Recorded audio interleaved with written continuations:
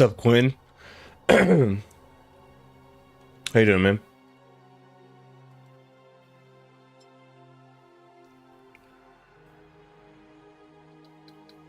My multi-stream chat isn't working. Sorry, I gotta turn my phone down. How you been, Quinn? What's life been like? Just getting set up.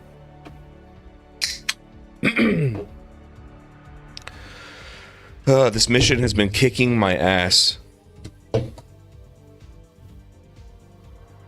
Sorry, Eon Kane. So this is a mission called Omega. It's the last Brood War mission. I've done even the secret mission. After this, I can start making the video, because I really just want to beat this last mission. But anyway, it's like you battle 3 different factions. They all harass you the whole time. They are like impossible to dislodge because the AI knows like to attack you when you attack another one. So it's just constant chaos. I kind of love it. And like last night, I like laid in bed. I was like, I wonder if I'll ever beat this mission. And I'm like, dude, I could fucking beat it. I woke up today. I'm like, I could fucking beat this. Been climbing and stuff. How's life? That's good. How is the weather for that? But life has been good for me. I'm gonna skip the whatever, but basically there's Kerrigan says that these factions are all attacking her above Char. Sorry, I literally just woke up and I was like, I didn't even think about streaming today, and I was like, I kind of want to though, this last mission.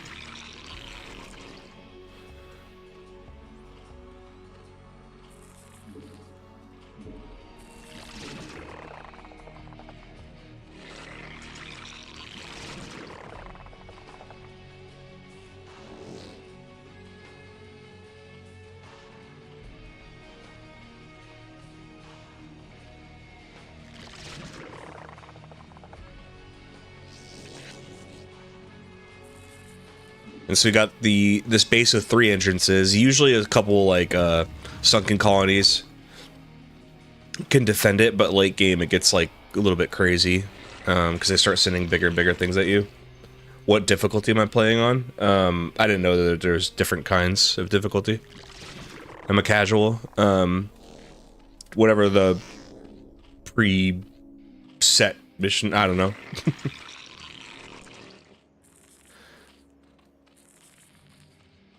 I'm just doing this for a YouTube video, like a review / retrospective video.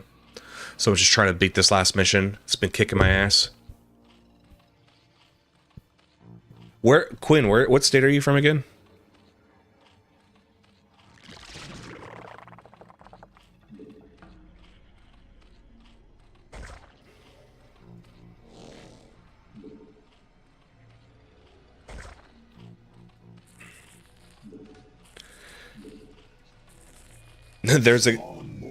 God damn it. There's a couple of these expansion bases. Like there's one that's like a perfectly natural expansion with minerals and gas. But then there's these other ones down south I'm going to show you. But like I need it because I only want to attack if I have like everything in my favor. So I have to get these bases down south that are like they only have minerals or they only have gas. Beautiful Colorado. Wow, I'm surprised it only just started getting cold.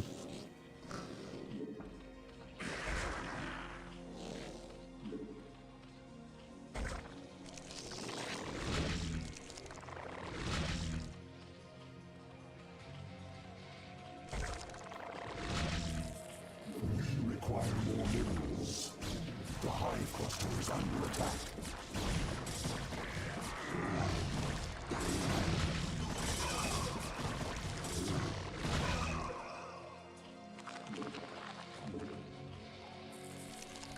Once I have enough of these down, I'll go get my expansion. We require more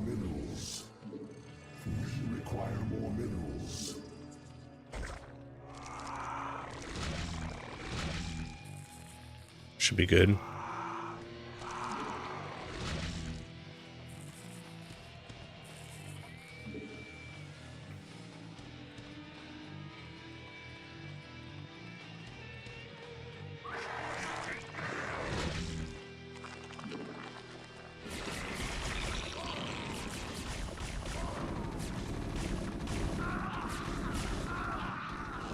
The hive cluster is under attack.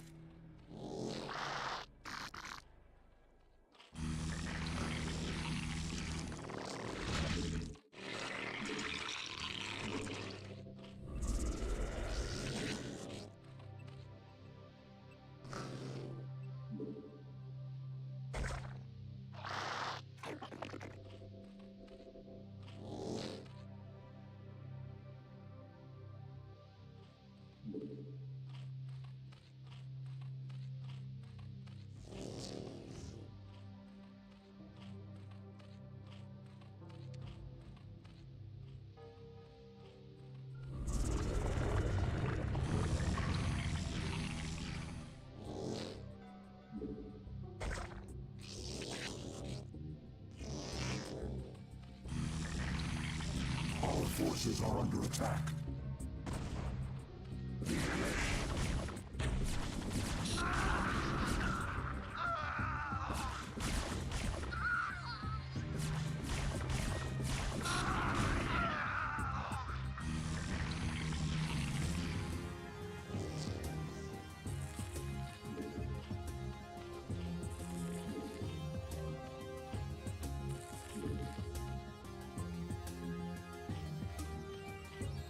What's up, Chad?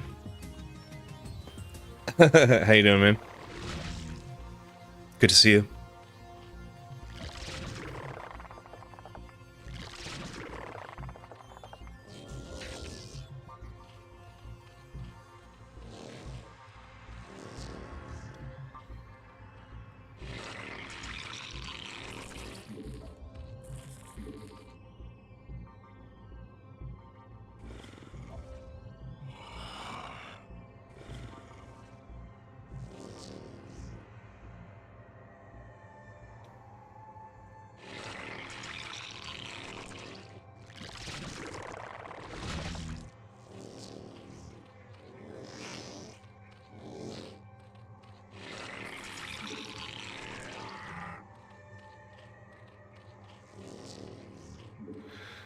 So my strategy, by the way, is I'm gonna take out the red side,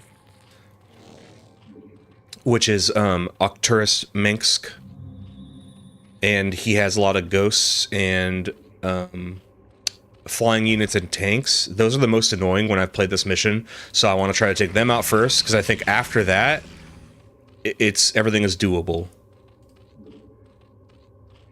So I would like to take those guys out first, and then I'll pick the other two off. The ice here in Texas has been not fun. Damn, dude. That doesn't sound fun. So I'm a guy who likes rain. I like snow. I work from home, so, you know, I could just enjoy it. In Washington State, we're like really hit or miss. Like every 3 years we get good snow or something. It hasn't been particularly cold. It's like, that all sounds good to everybody else, but for me, dude, I want some inclement weather, man.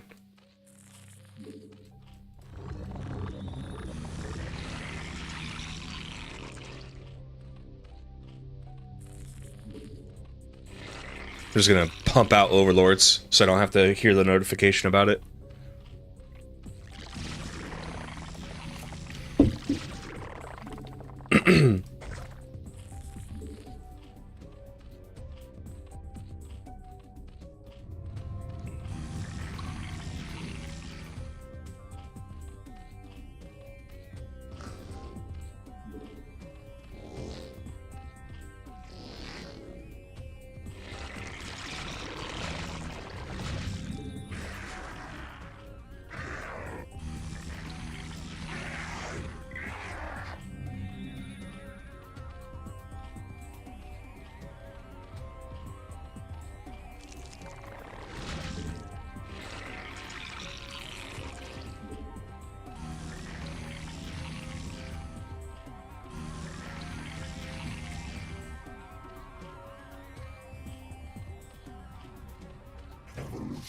complete.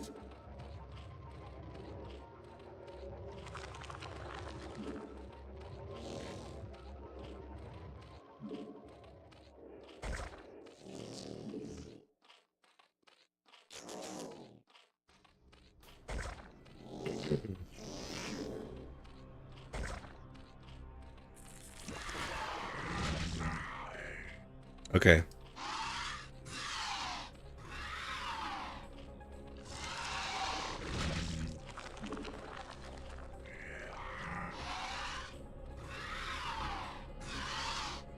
We're gonna go on a journey to the south. There's these like 3 little secret bases that I found.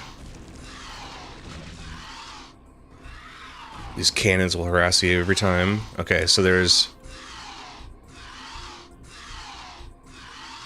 this one. It's like a platform with some gas. You have to fill it full of anti-air because the AI will just they don't have to scout, they just know things and they'll attack it. It's so annoying.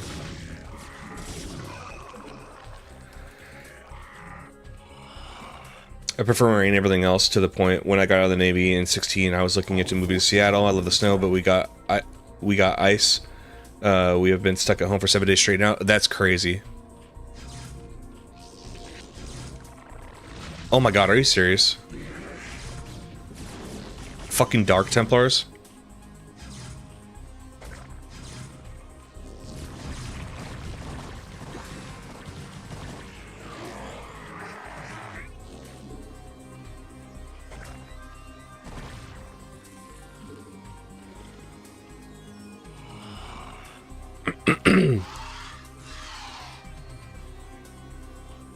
Oh god, the waves are coming.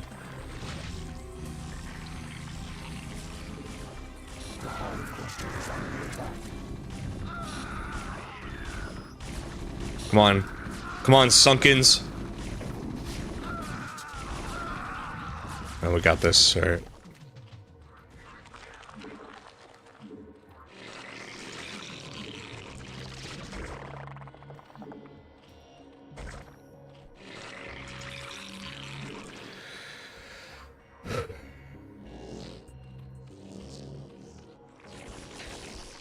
All right, let's go.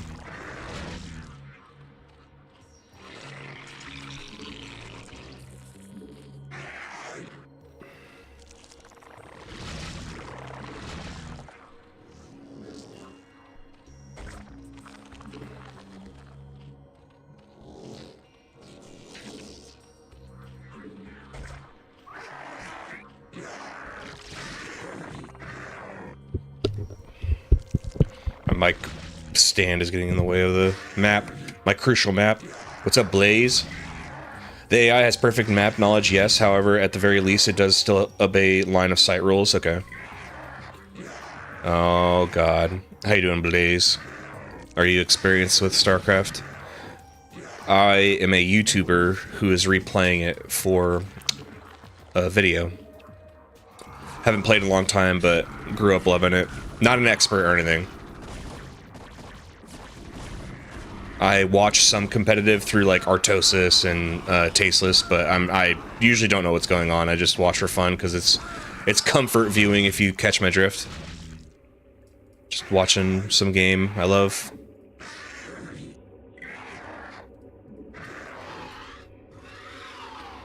Yes, campaign anyway. Don't do multiplayer. Well, you sound more experienced than me, but yeah, same. I think the multiplayer is really cool.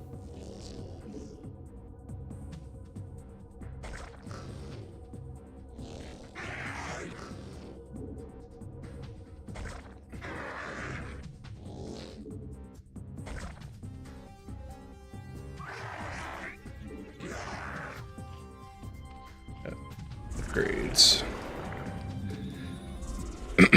So there's probably a better way to do it, Blaze, but here's what I'm doing.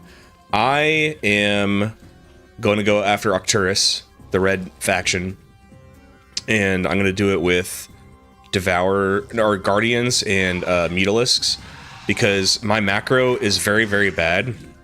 So whenever I try to do like defiler strategies to protect my stuff, it just doesn't. I just fuck up, and I waste resources on things I'm not even using. So my strategy is to just do an aerial assault on Arcturus because he has a lot of tanks, so his tanks will be useless against me. And it kind of worked last night, but my issue was that I attacked right here between the Protoss, so it attracted the Protoss and Arcturus to like sandwich me, and I'm like, okay, I could do this better, but then I went to bed.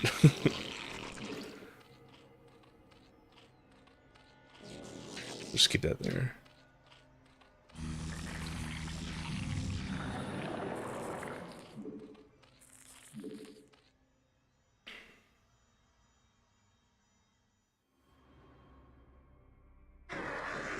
And I'm spore colonizing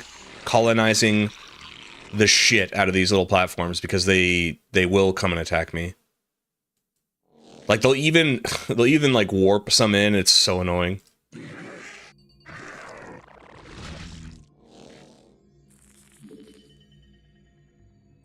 But I need the ducats.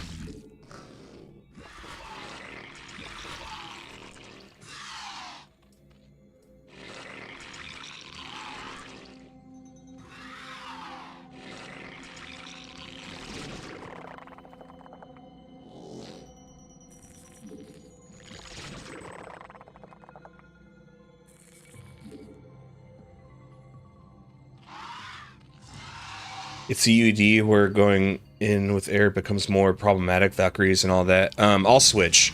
The thing about, so I did look up some guides, and apparently the UED can be taken out with like Zerglings and Hydras. So I don't mind transitioning there, because we're gonna have so much money by the end of this that like upgrading like pretty much every unit in our roster is fine to me. Like I see the Ultra or the Hydralisk stuff right here, but I'm trying to. I mean, I have the money to fuck it. Like I can go for Carapace right now and.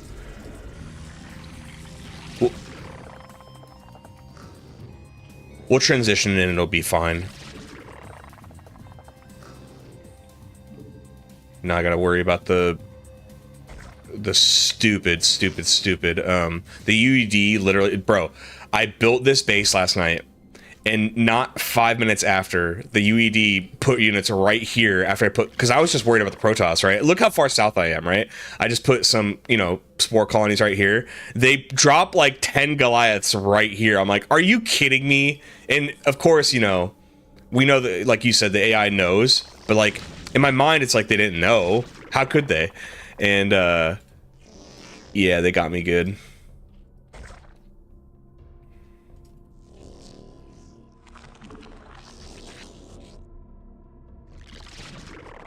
They do like attacking outposts. I noticed that too. Throughout the campaign, like, you can tell they just realize they know you're in an outpost or an expansion and they'll go for you. It's fine though. Like, to be completely honest, I actually am impressed with the AI. And if that's what it needs to do to be challenging, I get it. Like, I'm not... If I'm complaining, it's like a fun complaining, you know what I mean? I understand that they have to do some things to make it, like, competent and challenging.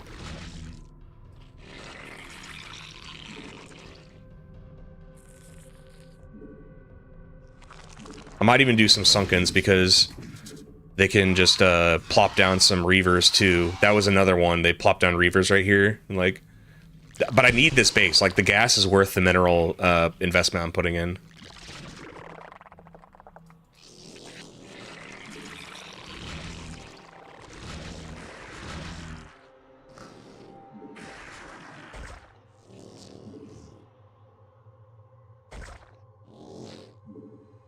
That little spot right there is going to be enough for them to land.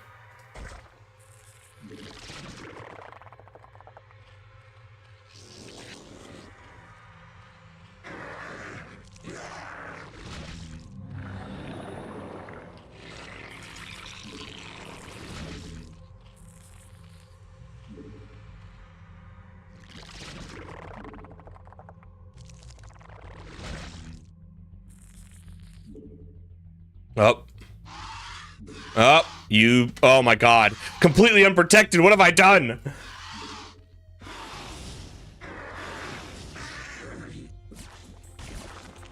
No! Oh my god, I'd let it. I am so.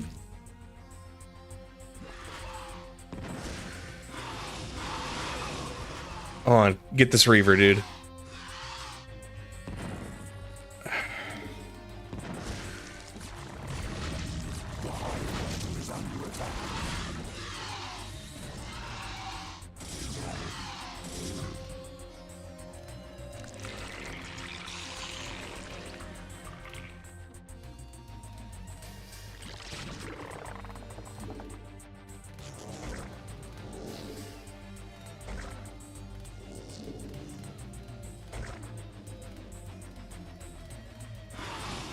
Oh, did I kill it before it recalled?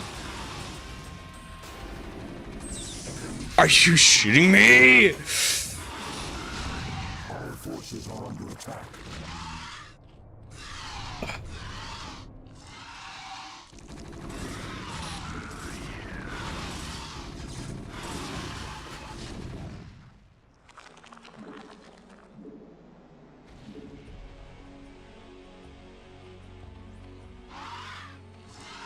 Our forces are under attack.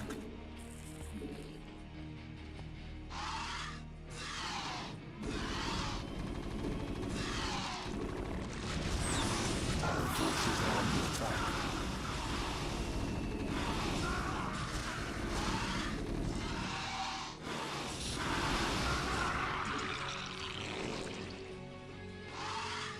My fault. I got so greedy on like the defense of it. I was like, oh, I'll just quickly build up the colonies, and then I didn't even build up the spore colonies or sunkens. All right, for real now though, for real. Our forces are under attack.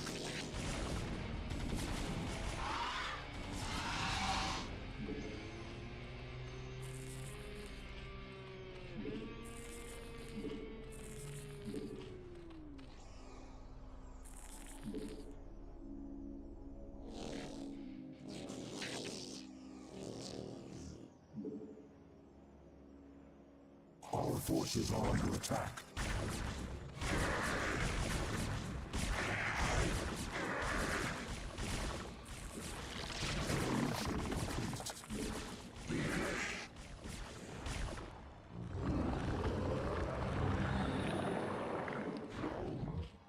Blaze, I have a question. Sometimes, like, if you look at the unit, right, and it only shows a couple upgrades, does this mean that's the only upgrades they get? Or, for example, if you get the, like, a Zerg Flyer attack, does that actually upgrade them? And it's just confusing because it doesn't show it, like, right here. It just shows the Carapace. But then I thought, like, what other unit would be getting the bonus if it wasn't the Mutalisk?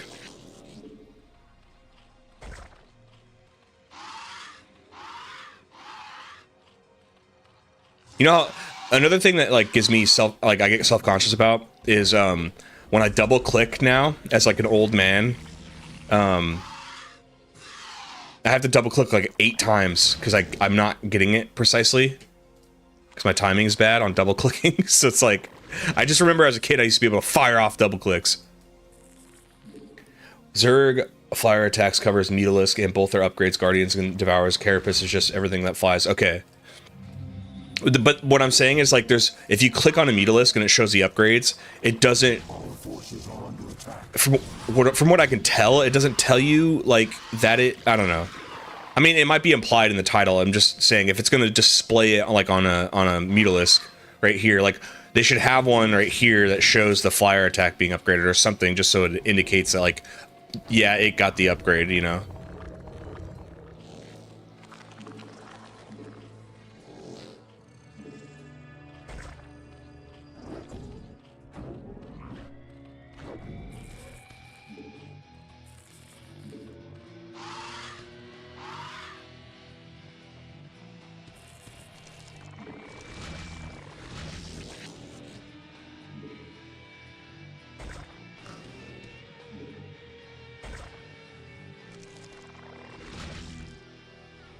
No, I know, but that's for Carapace. When we're talking about the flyer attack, is it the 2? Is it on the Glaive Worm? Is it the 2?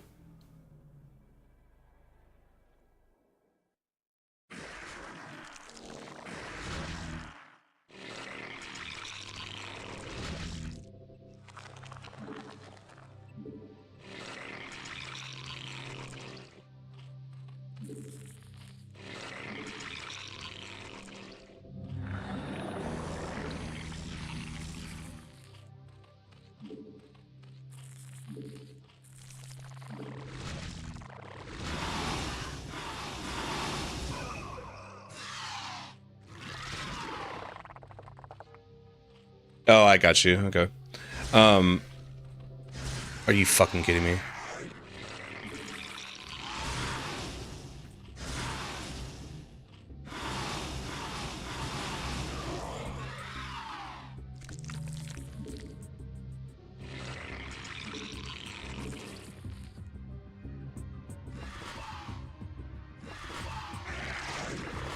Blaze, have you played StarCraft 2's campaigns? Do you like those?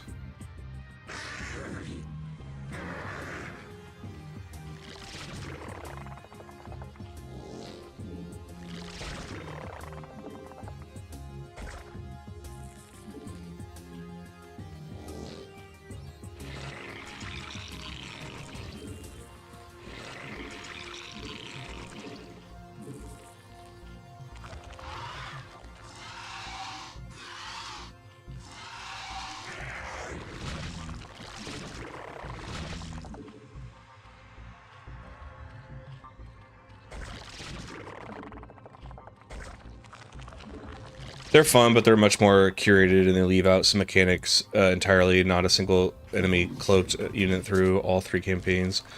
For example, not counting Burrow-Zerg. I don't remember it too much, but I do remember, like, I like StarCraft 1's campaign because there's so many missions that are just the game, meaning, like, maps like this. This is the game, you know what I mean? It's an RTS, building up the bases, and building up an army, using your tactics to finish it how you want. It felt, in StarCraft 2, from what I remember, I think I've only done Wings of Liberty, it felt much more like the squad-based way. You're not really playing the game. You're playing like they're like it's almost like a movie, if that makes any sense. And then, yeah, the way that they, like, take away certain units and give you certain units, it's like... I like in the first one how, you know, over time, they slowly introduce you to more units, which is great for new players to explain the game to them, but also not throw too much at you at once. And then by the time you're in late game of the campaign for StarCraft 1, now you've earned the right to have access to everything because you've been learning it. I like how they do that. I like that better. All right, I'm kind of getting ready for this attack. I got plenty of Devourers. I want more Mutas. I'll start upgrading other stuff too, to get ready for the transition.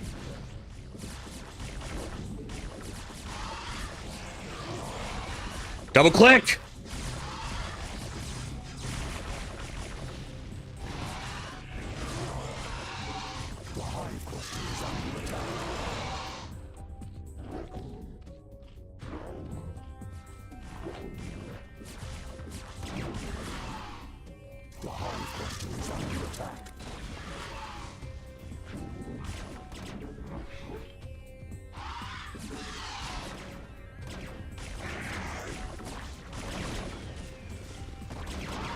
Alright, we're counter-attacking you now.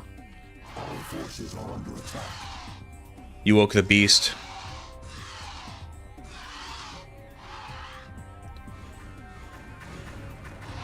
Oh, you fucking piece of shit.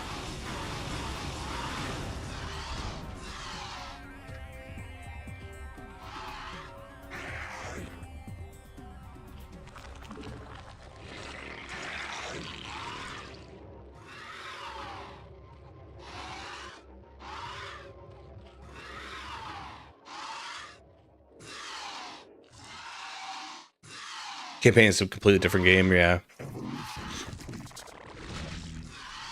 So how often do you go back and replay the StarCraft 1 campaign? What else do you like playing? Did you find me on Twitch through StarCraft?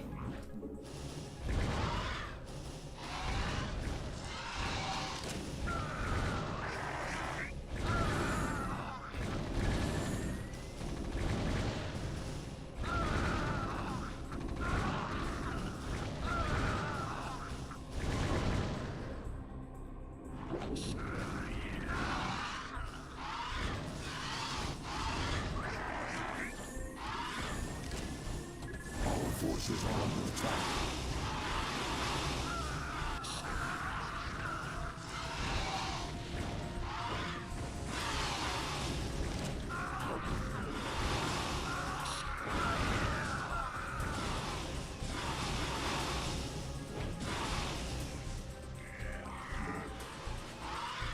Forces are under attack.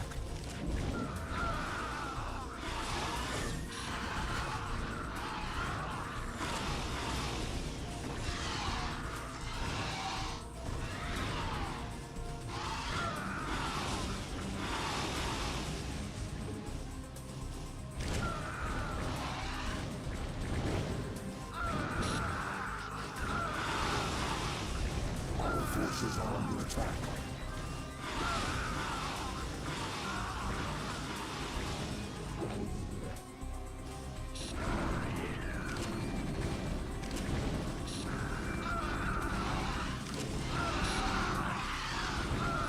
Our forces are under attack.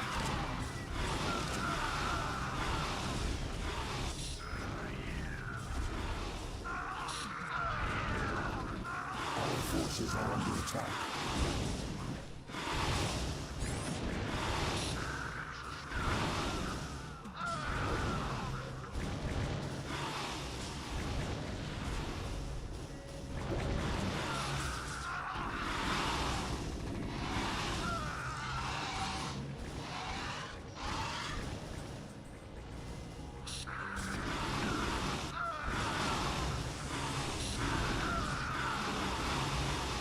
Forces are under attack.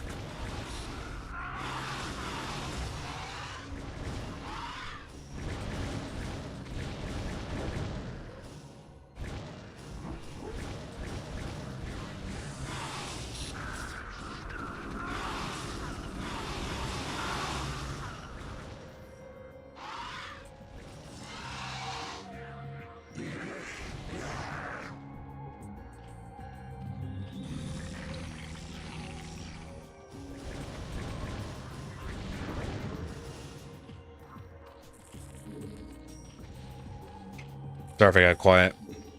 Lots of action.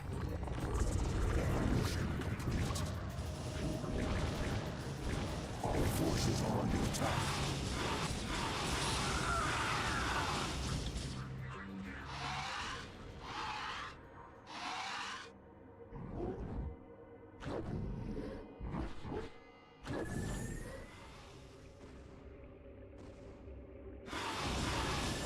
Our forces are under attack.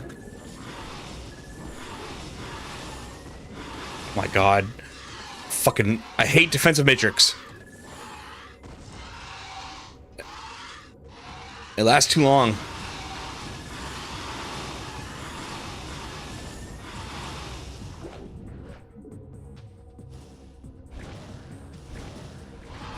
Our forces are under attack.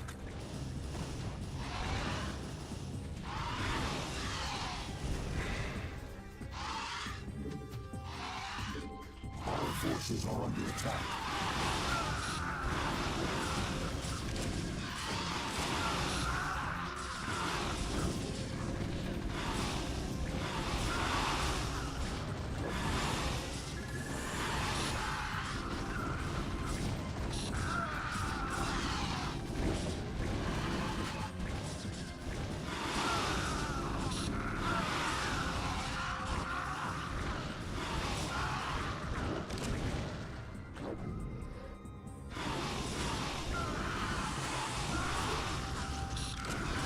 Forces are under attack.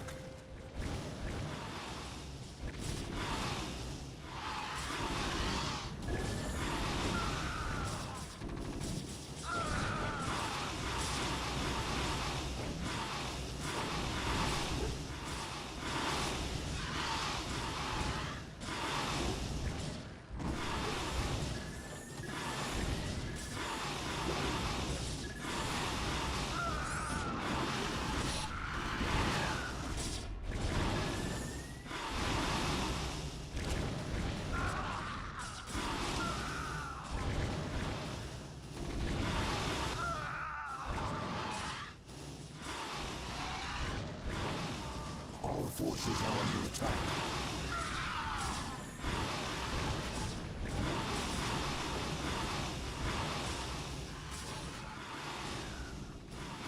Our forces are under attack. Bitch ass UED coming to help him. Our forces are under attack.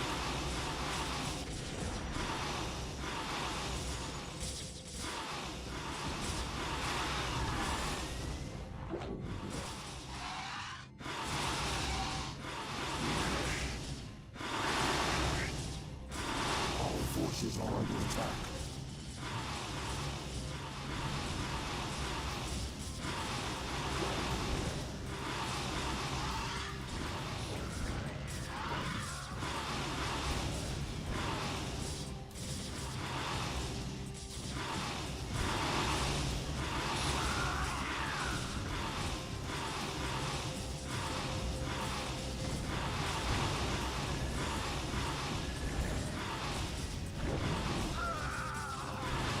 Our forces are under attack.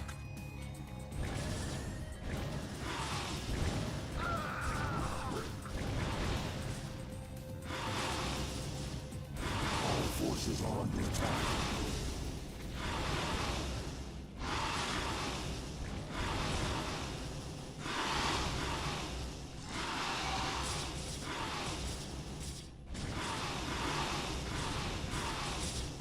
Our forces are under attack. What's up, Wes?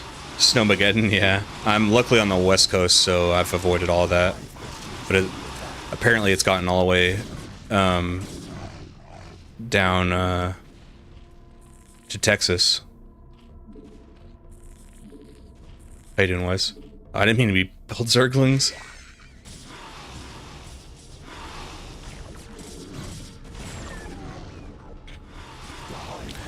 Don't worry, I'm coming for the Protoss next. Little bastards.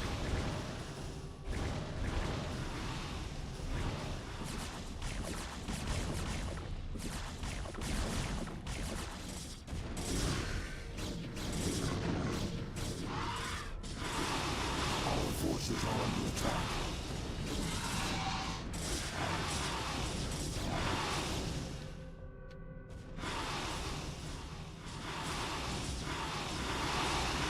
Our forces are under attack.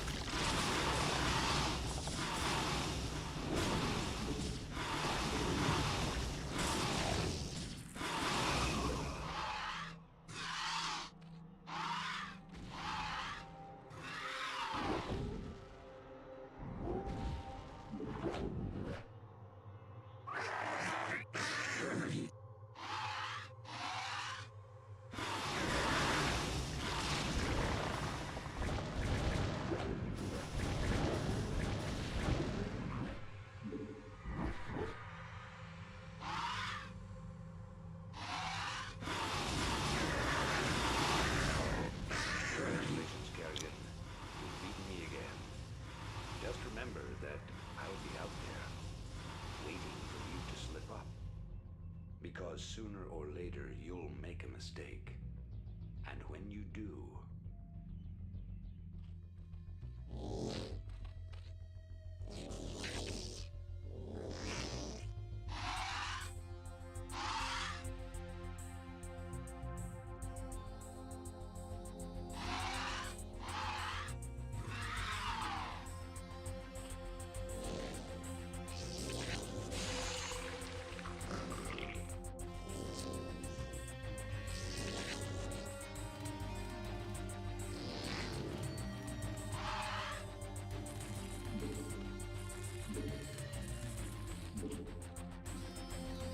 Okay, so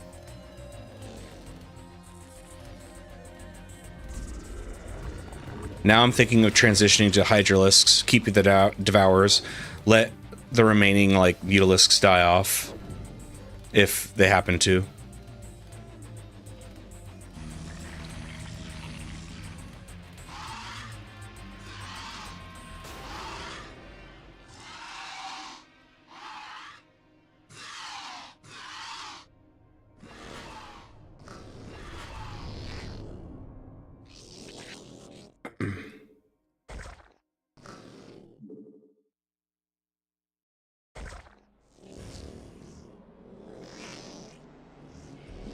Just have these backups just in case. Probably overkill, but who cares?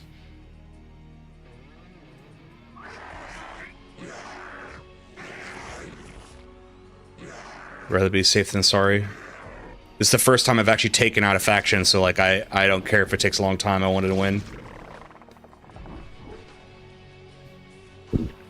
Oh, the AI loves really? They go after them more? But yeah, one down. Maybe you're a good luck charm. Want to catch up on chat a little bit. Yeah, once in a while I poke through the StarCraft category on Twitch to see who's playing campaign. I go back once in a while, though I go for a modded version of the campaign. UED AIP, a bit more complicated and fair, a bit harder, but with the number of quality of life features too. How easy or difficult is it to like get a mod?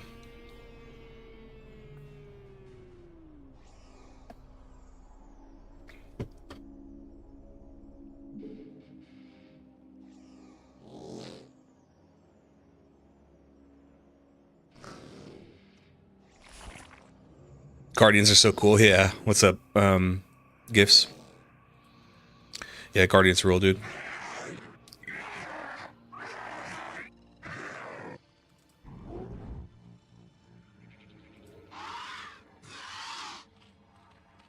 Speaking of, need to consolidate them.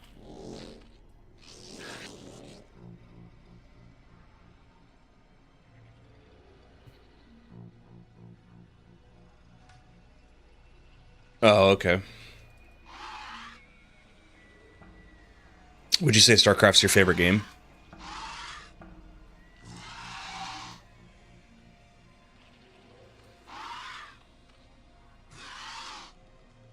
Do you ever watch any competitive, like, for fun, like, through Arthrosis or anything?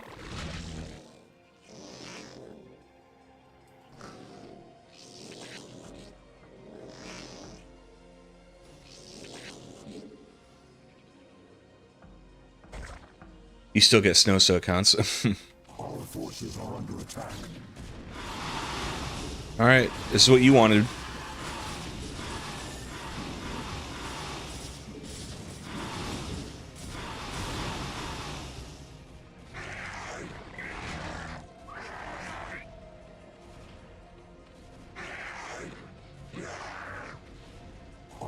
There you are.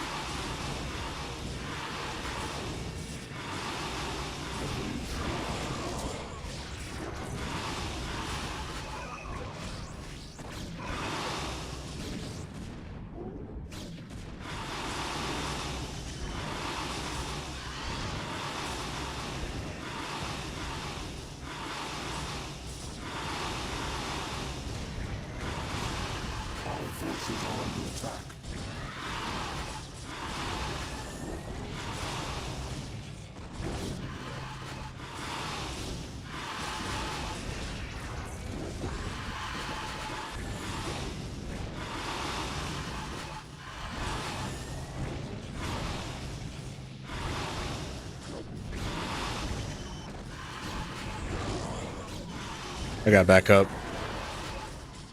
Our forces are under attack.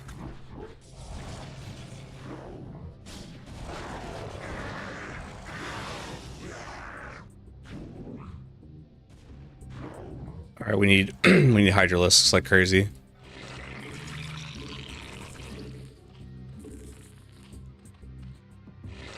Our forces are under attack.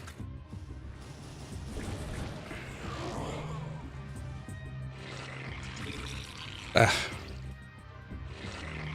hive cluster is under attack.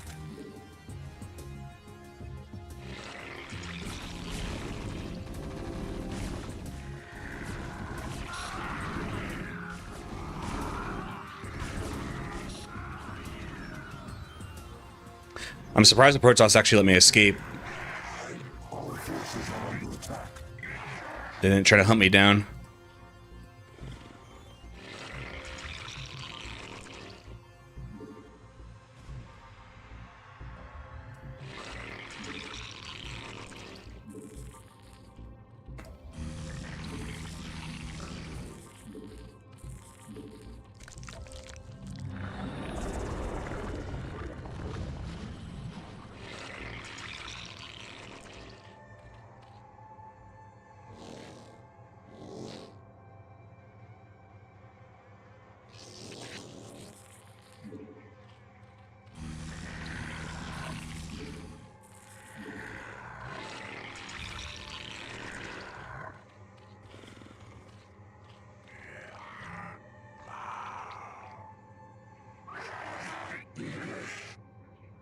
Ooh.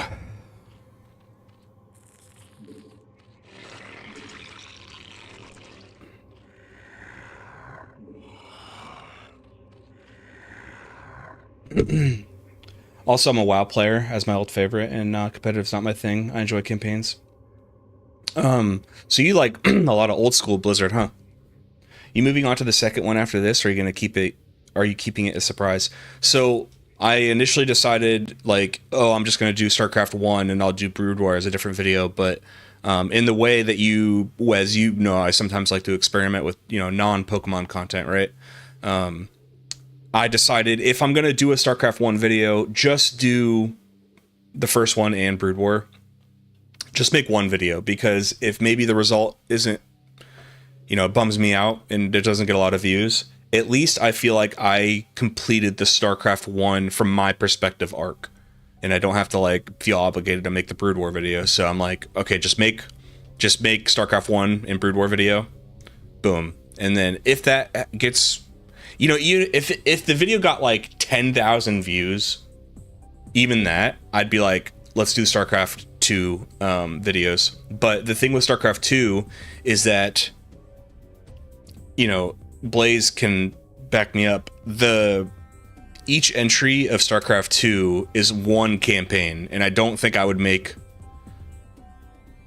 Well, I'd have to decide: do I make that one big video, or do I just make one video per game? And it might be better to just make it. I can see it now. It's like, it's probably better to just make one long video where it's like the StarCraft 2 campaign experience, you know what I mean? And it has all of them, but then I just have to just say that like they're very lengthy, full-length campaigns that came out separately. If you have anything loaded in your Overlord, you lose that along with if it gets MC'd, and the AI will also steal them to hurt your supply and deprive you of detection. Campaign StarCraft 2 is roughly the length of 2 or 3 StarCraft 1 campaign. Right.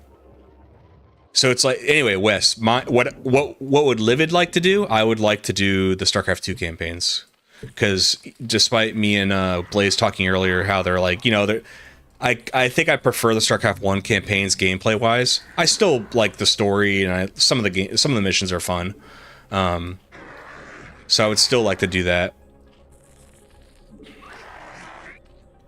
So my answer is yes, I would like to, but it kind of is dictated by YouTube and yeah. Back when you got bang for your buck with your DLC, yeah, we're not in those times anymore. Yeah, just playing Brood War, like Blaze, I don't know if you remember, how much did Brood War retail for? Because as soon as I started playing Brood War, there's so many things that like were impressed me about how far they had come, and just because StarCraft 1 came out, I think, in March of '98, Brood War came out in November. So just in that span of time, they got much better at level design. The units they added are great. The story missions are pretty cool.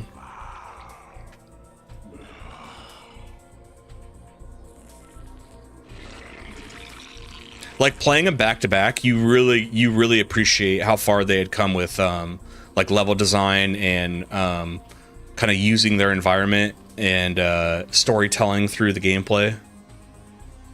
Like it's a little tiny example, but like in the very first mission for the Protoss, like they just have I forget what they're called, but those little suicide units.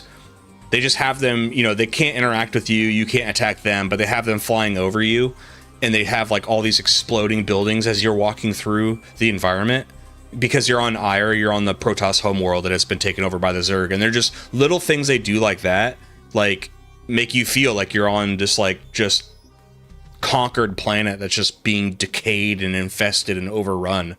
They have little moments like that in the first one, but Brood War, like they really did a lot better with that.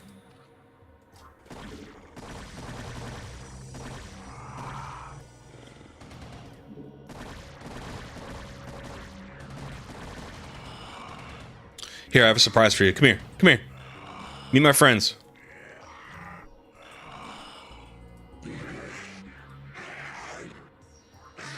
There you go.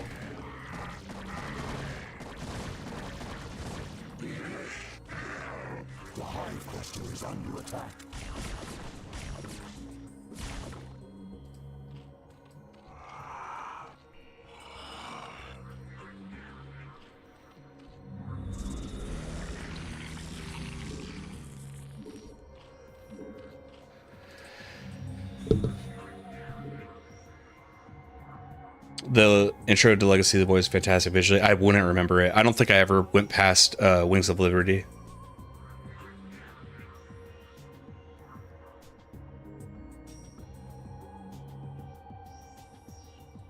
You get lots of stupid fun toys, yeah. What do they call them? Like the Thor or whatever? I think you get that in multiplayer, but the way they use it in the campaign is more entertaining. But no, I know I already answered, but I just want... Yes, Wes, I would really like to do that, because I think that'd be fun. And honestly, I'm having... This is the first time in a really long time where I'm, like, sad that it's coming to an end, because I've been having so much fun playing the StarCraft 1 campaign.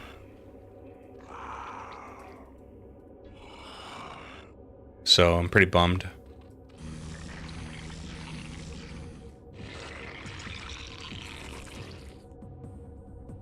Okay, now I think I want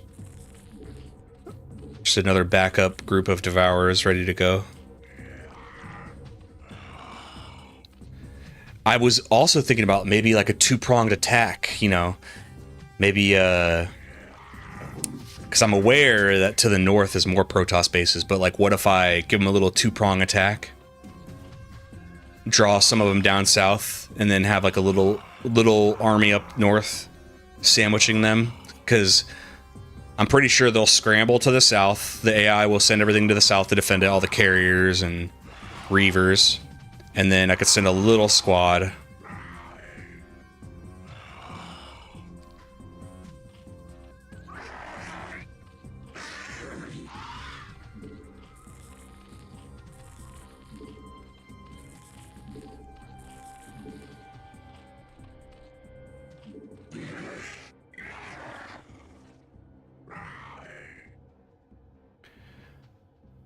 Even above the beyond the fun toys that exist in multiplayer, you get bigger and more fun toys that get made, yeah.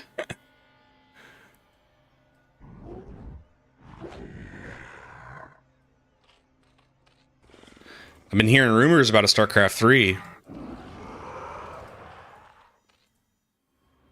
Don't know if it's true, though.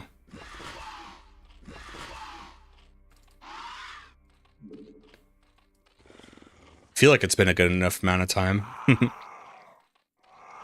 wonder what a new StarCraft game would look like in the current era. For example, the Mercenaries in Wings of Liberty, bigger, stronger, and limited supply version of the normal unit Siege Breakers, and an example of stronger Siege Tanks. What's up, Zayeth? Oh, yeah. Yes, you may ask that.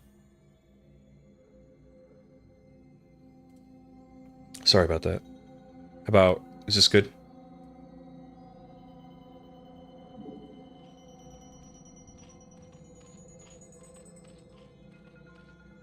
It would look like shit. What would look like shit? Oh, Star, I thought you were talking about me, dude. Never would I look like shit. Blizzard isn't Blizzard anymore, right? Yeah, I'm like, I hate to be pessimistic, but I am a pessimistic person, and no, I mean people do that.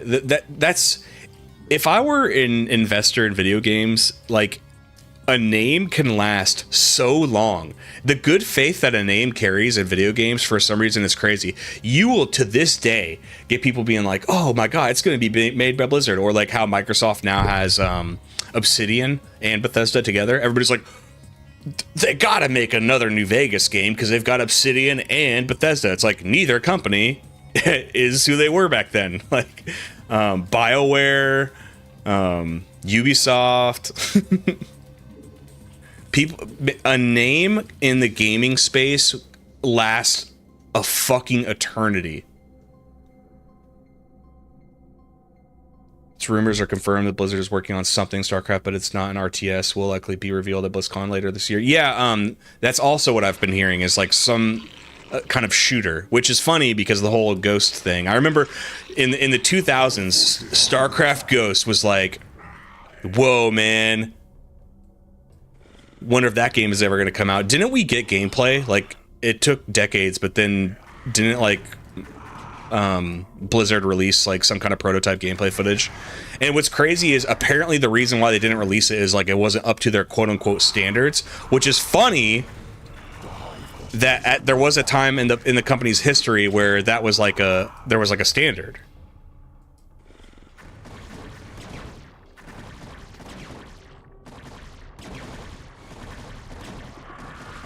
Our forces are under attack.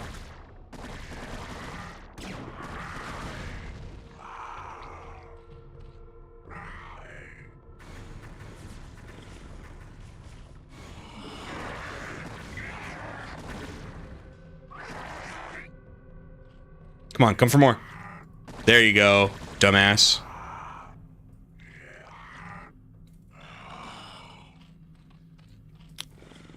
All right, I'm almost ready for this attack.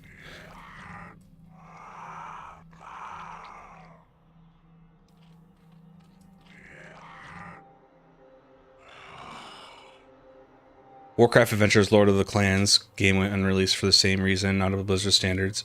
Do you have any experience with the Warcraft games? Because I've only played 3, but I've kind of been interested in playing 1 and 2. I want to see how this video does for my channel, and if it does pretty okay, I don't mind getting into more RTSs. Not going to become like an RTS channel. I mean, I'm not really like an any channel thing, but it'd be nice to do some RTSs, because I personally just like playing them. I'm not good at them. You can probably tell, but it's fun.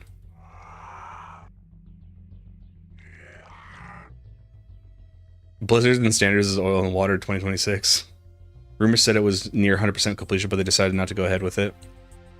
That's from the gameplay footage I saw that they released. Like, maybe we could watch some of it.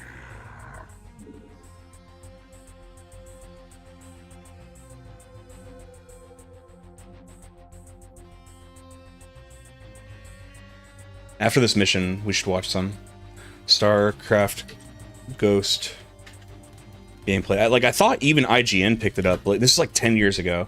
Oh, 5 years ago. 4 minutes of StarCraft Ghost gameplay with commentary. Okay, yeah, we should watch that after this. 1 and 2 are definitely a lot more primitive. 1 especially, if you can wrangle your way through the primitive gameplay and UI, could be interesting. So, as much as I want to say I'm impervious to that, I'm definitely not impervious to that.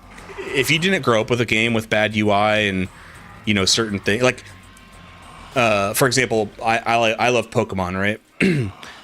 Trying to get, like, my girlfriend played Blue for the first time, and it's like, for me, I could totally be fine with the certain quirks of the first generation of Pokemon, but it's harder for someone like her. She, you know, she enjoyed it, but she's like, it's like, you know, the box thing was annoying, and like all these little things that are annoying, which at the time were fine because it's just the limitations of gaming back then.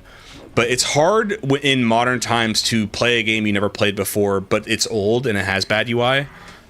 It's harder these days. And I wish I could be like, oh, I'm above that, you know, but I'm often not. You know, there's a secret mission. Yes, I already did, and I completed it, yes. Dark Origins, very cool mission. But thank you for asking, because I would have liked that for the video. But yeah, Dark Origins was cool. Zeratul went around finding... So let me...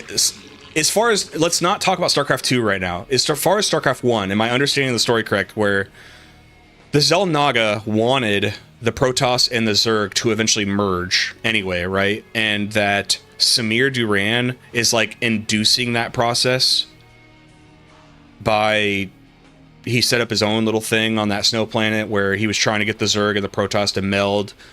And I guess he was successful because he claims that he put them on all different planets as well. Because when Zeratul's like, I'm going to destroy them all, Samir's like, too late, dude. Alright. I think I'm ready for this attack. I want to try to see if I can pick off Reavers.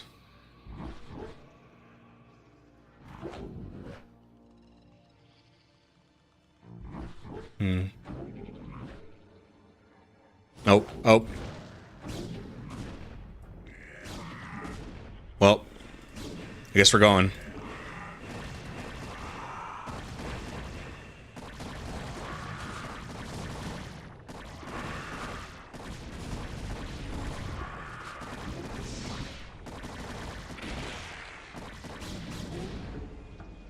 Our forces are under attack.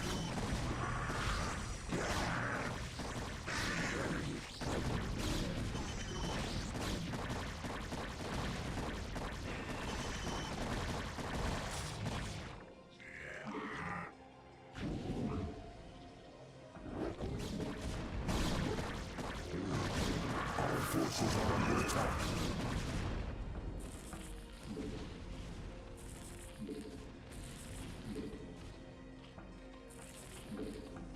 All forces are under attack.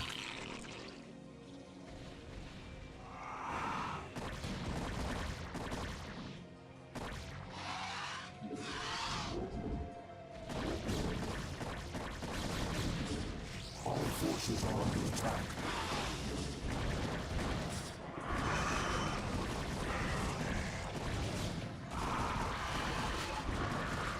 All forces are under attack.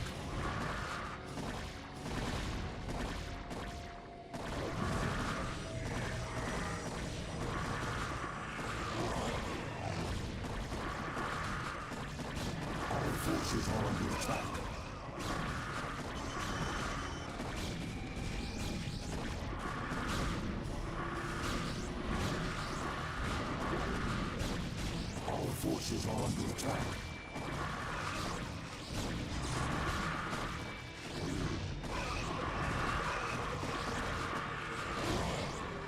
All forces are under attack.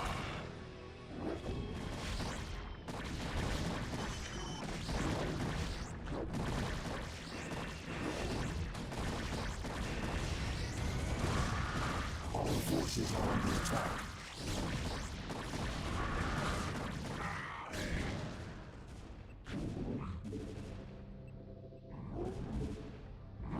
All forces are under attack. All forces are under attack.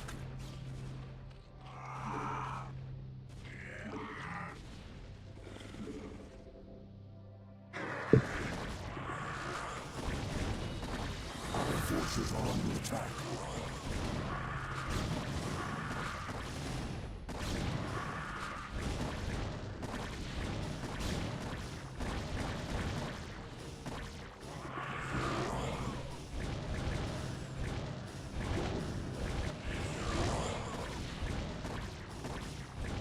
All forces are under attack.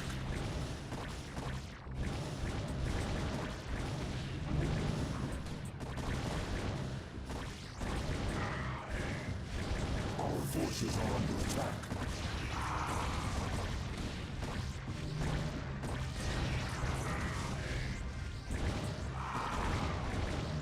All forces are under attack.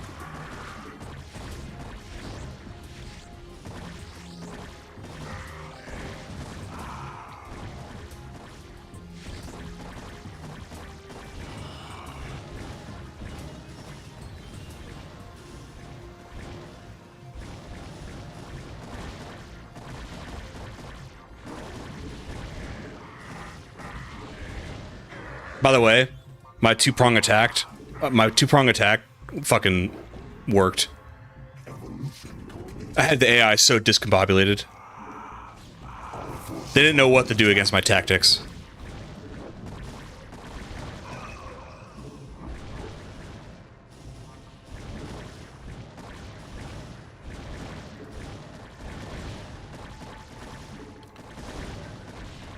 All forces are under attack. Savor this victory, Kerrigan.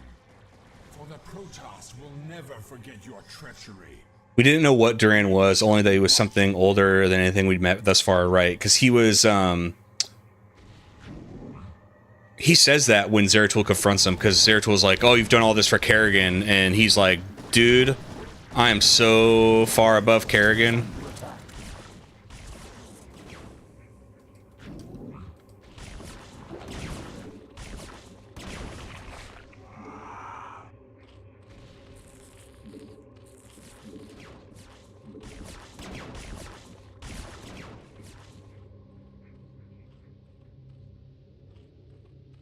The Hive Cluster is under attack.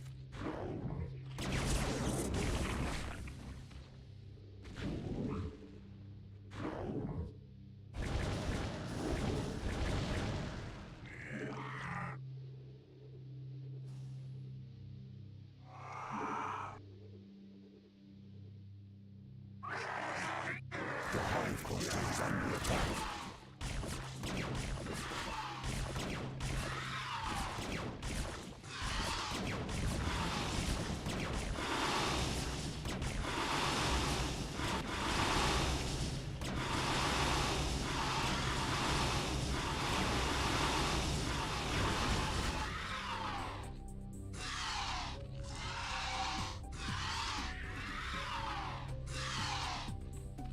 forces are under attack.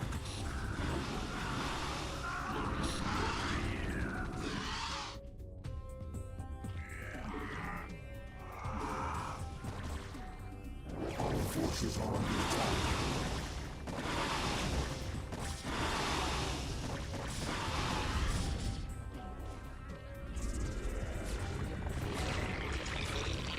The Hive Cluster is under attack.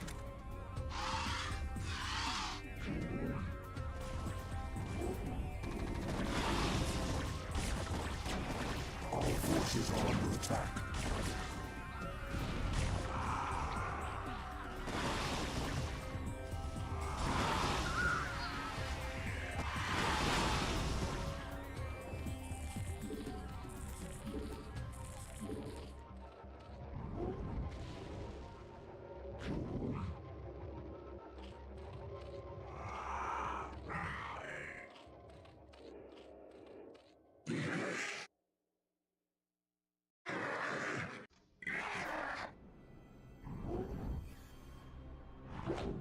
Ironically, while Blue Roar set up a hybrid storyline, Xel'Naga were really still a little more than an origin story for the Protoss and Zerg. It wasn't until we started getting into StarCraft 2 that the Xel'Naga got more and more important. That was still outcome.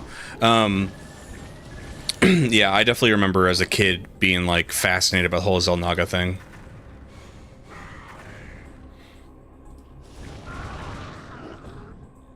I used to use all the cheats, so as a kid, I basically did the first few Terran missions, and it was quote unquote too hard for me.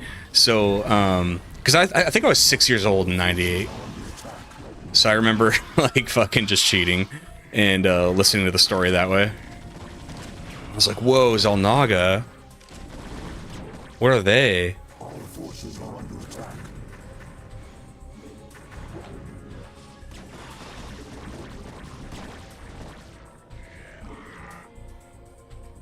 Our forces are under attack.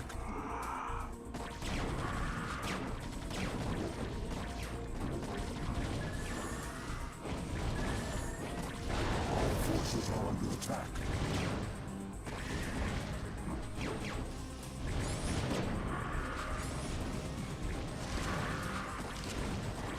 Our forces are under attack.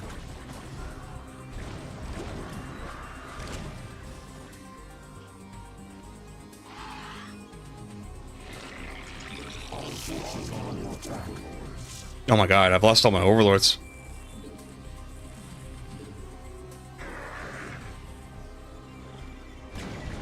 Our forces are under attack.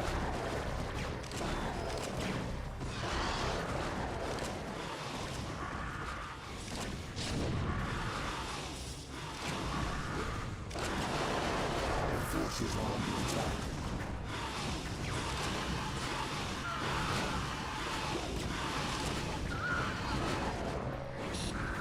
Damn, I lost like the whole army. Forces are under attack.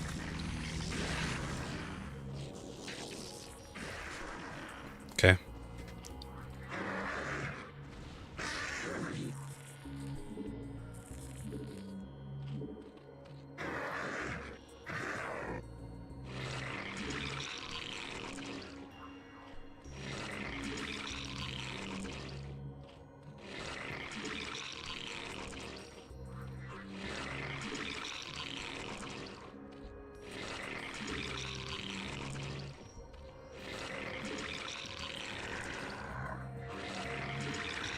We're mass producing, boys.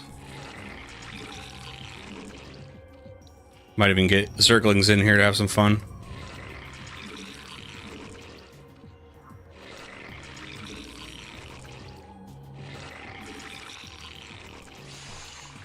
Even this one can build air units.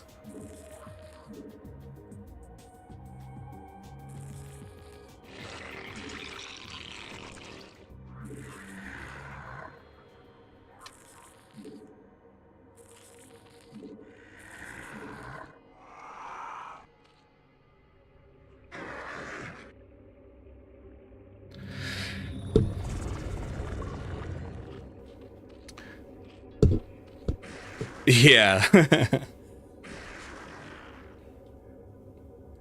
Yeah, I remember the Xel'Naga being one of those big childhood, like almost like Mew under the truck. So many theories. Let him cook.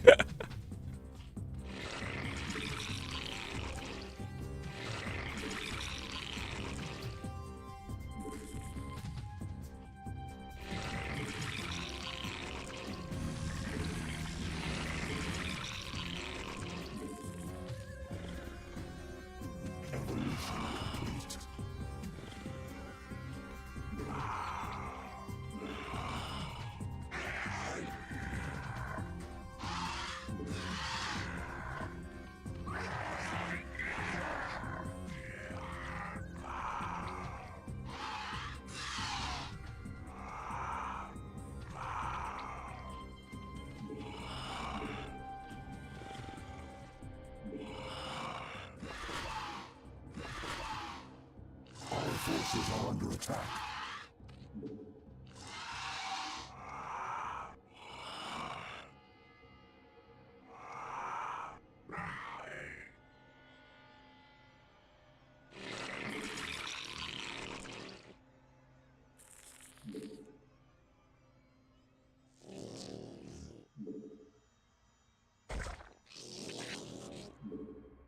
Probably don't need to worry about minerals with 22,000, but I don't want to give up what I've earned, you know?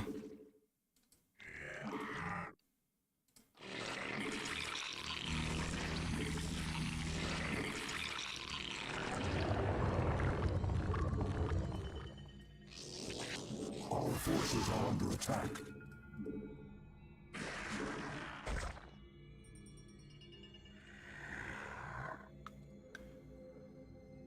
Even 22,000 minutes can evaporate quickly when throwing endless circlings into a thresher. Yeah. Thank you. You get me, dude.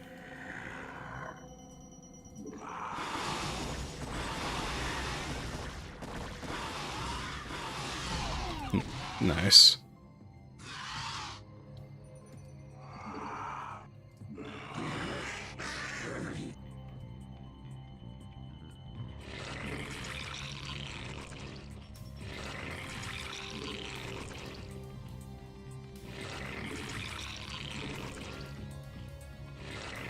Our forces are under attack.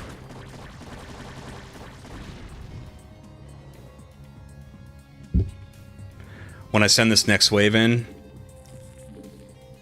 I'm gonna put every other hatchery to building Zerglings, and we're just gonna rush them.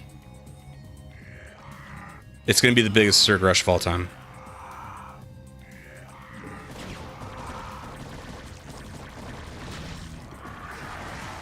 Our forces are under attack. Like we're finishing the fight, you know what I mean?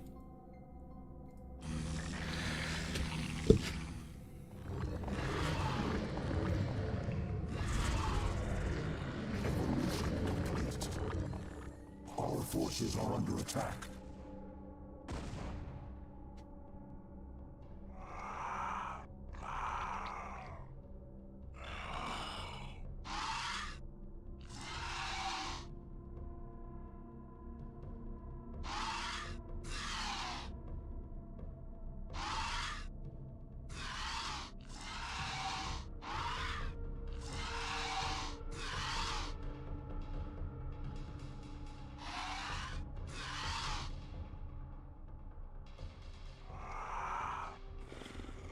Okay.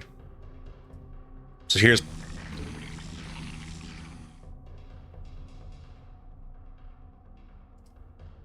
There we go.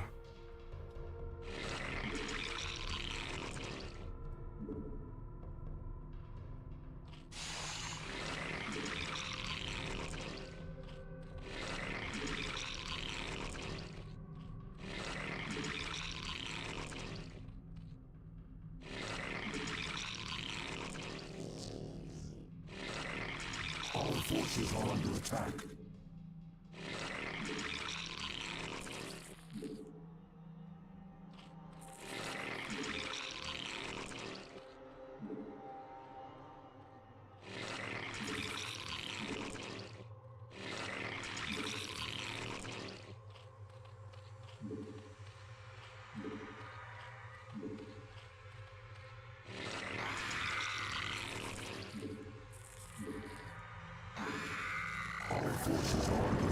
Okay, the Zerglings are coming. Once the Zerglings start streaming in, everything else is going to stream in. They're just going in to start chaos. Okay, here we go.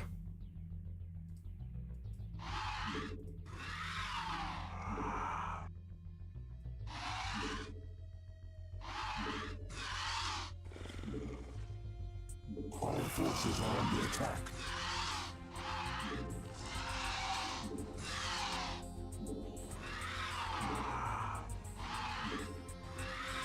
Our forces are under attack.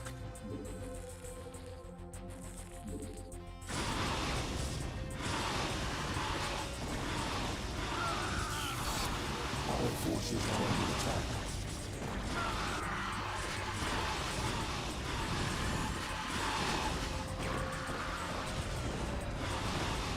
Our forces are under attack.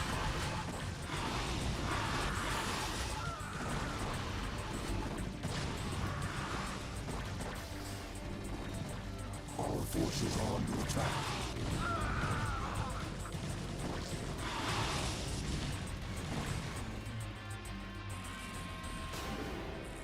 Our forces are under attack.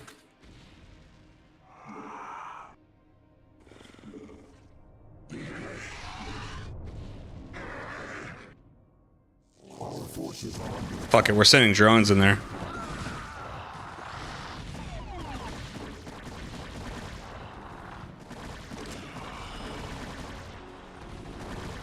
Our forces are under attack.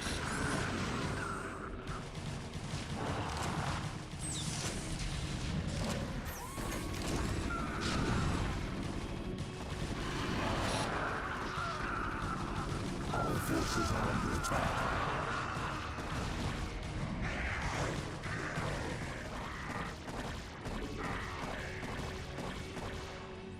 Our forces are under attack.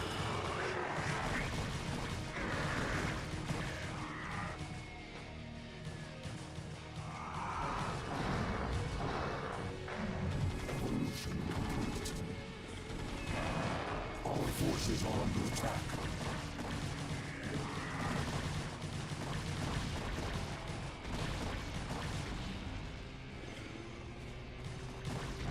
forces are under attack.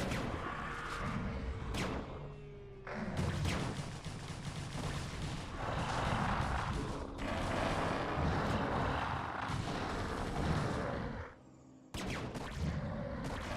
forces are under attack.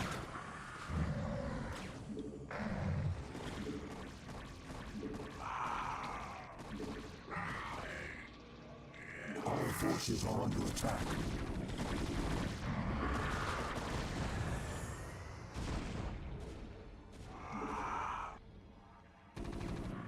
Our forces are under attack.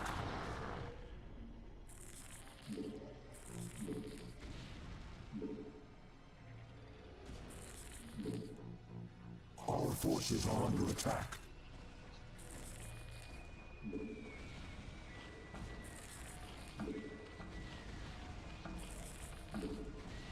Our forces are under attack.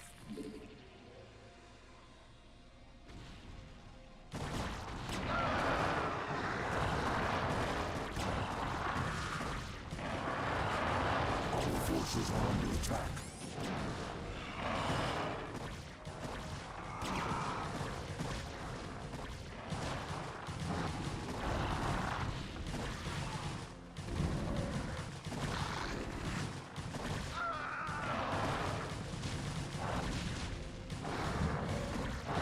Our forces are under attack.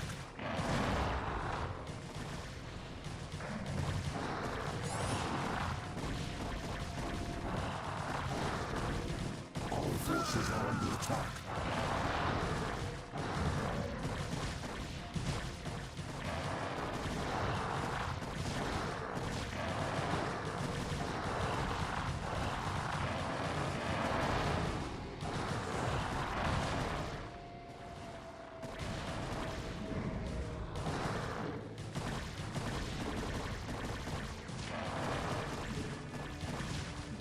Our forces are under attack.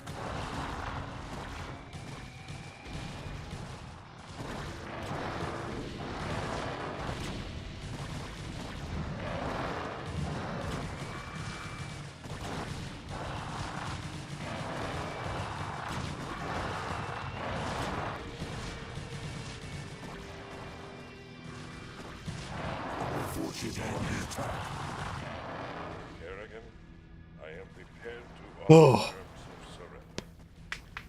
It is my wish that you allow my men to live. You're not in a position to offer me anything, Admiral.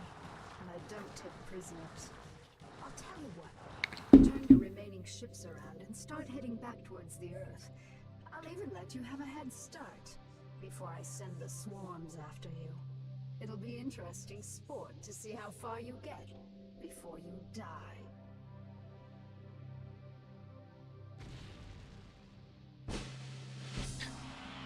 Oh. Oh my god.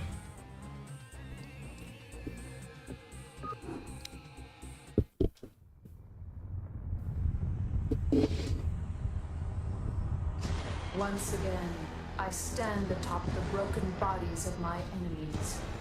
Victorious, but not unscarred.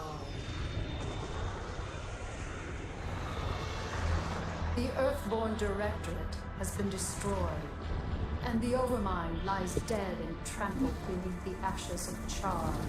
Already good to As go. for my unlikely Wes. allies, I think that I shall allow them to be freed.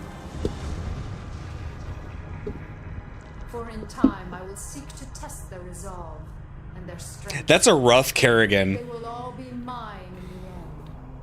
For I am the Queen of Blades. None shall ever dispute my rule again.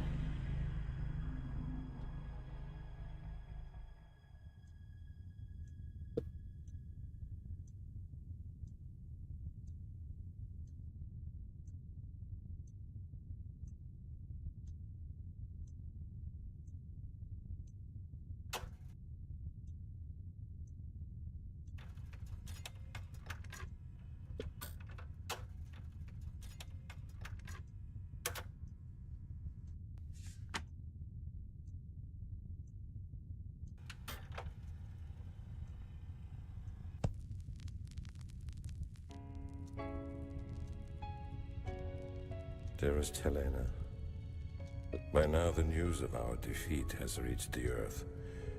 The creatures we were sent here to tame are untamable, and the colonies we were sent to reclaim have proven to be stronger than we anticipated.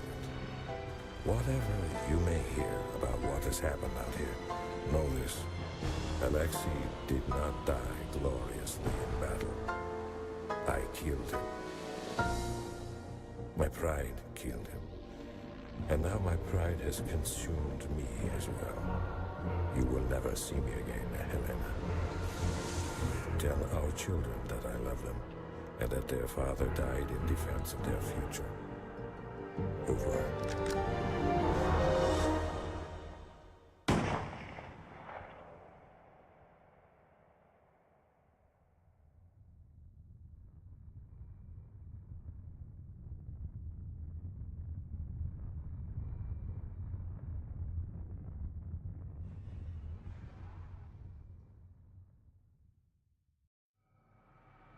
Epilogue. Shortly after Dugall's defeat, the remainder of the UED fleet was overtaken by Kerrigan's forces and eradicated. No UED vessel ever made it back to Earth to report what had transpired. With his ragtag fleet beaten and crippled, Arcturus Mengsk fled back to Core Hall to lick his wounds and plan the reconstruction of the Terran Dominion.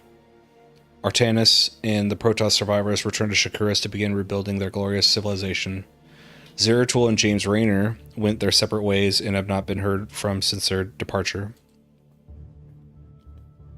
And alone, floating on a dark platform above the burnt planet of Char, Sarah Kerrigan, the Queen of Blades sat and lorded over the ravenous swarms, unable to shake the feeling that a great threat looming just over the horizon.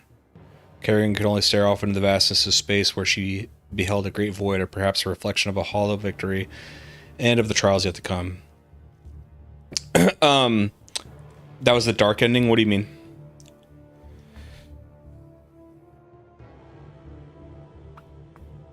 Ugh.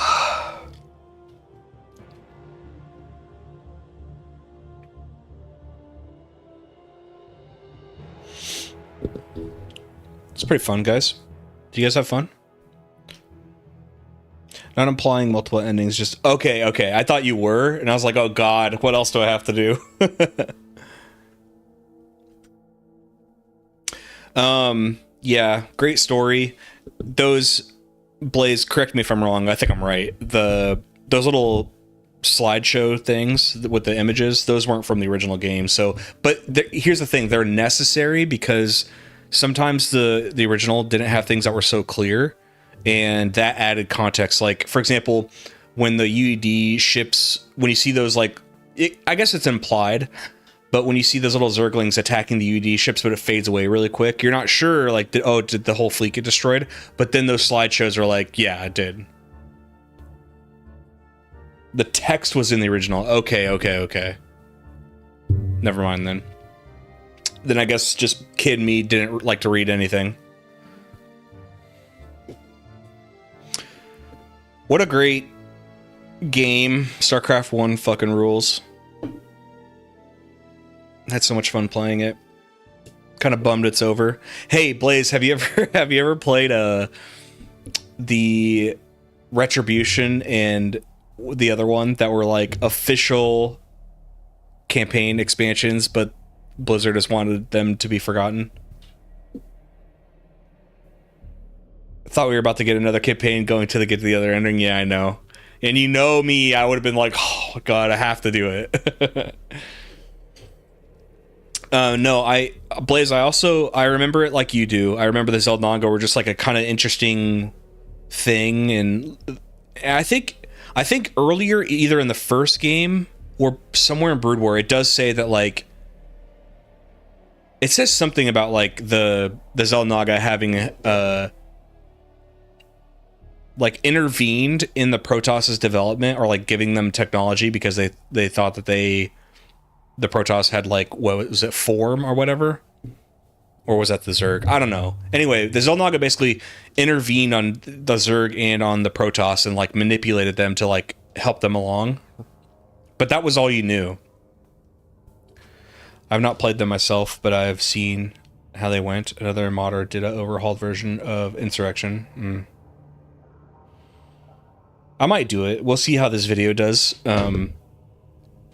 And maybe that's like a fun thing I could do. I could just play the forgotten campaigns.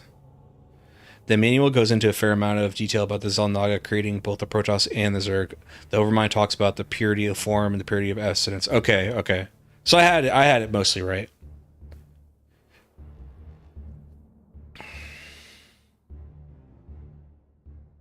God, the manual. I remember I had my discs for a long time. Like, long after discs. Now I don't have them. But I had my discs for a really long time. And then my buddy gave me, he didn't want it anymore. He gave me his Wings of Liberty, like, collector's edition. You want to see it?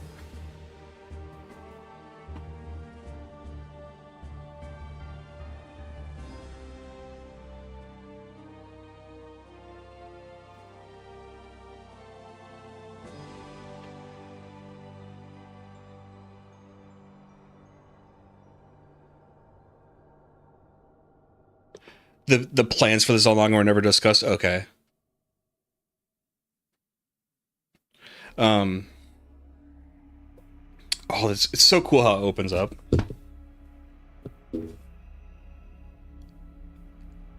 It's like a steel gate. Yeah, so my buddy was moving in with his girlfriend and was like, "Hey, do you want that?" Well, he said that for a lot of things, and I was like, "You don't want it?"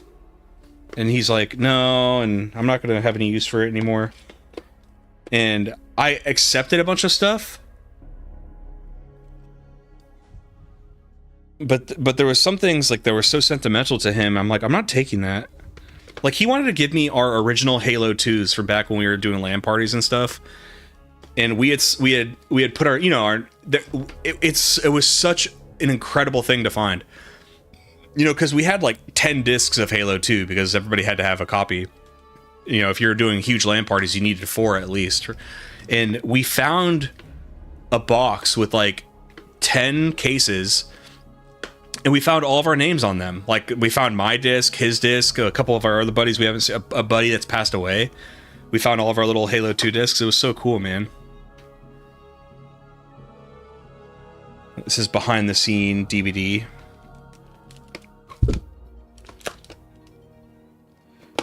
He barely touched this. That's crazy. Do you guys want any Blizzard guest passes? I wonder I wonder if they'd still work. There's 2 Blizzard guest passes. The serial's on there. Invite a friend to play StarCraft 2 with a free guest pass key. Wow. This is a comic? What is this? It is a comic.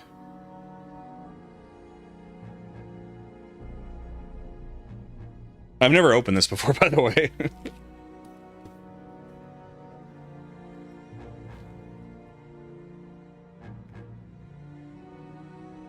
Why don't we craft any stars in it? Yeah, that's the StarCraft exposed. Oh, the art of StarCraft 2. That's sick.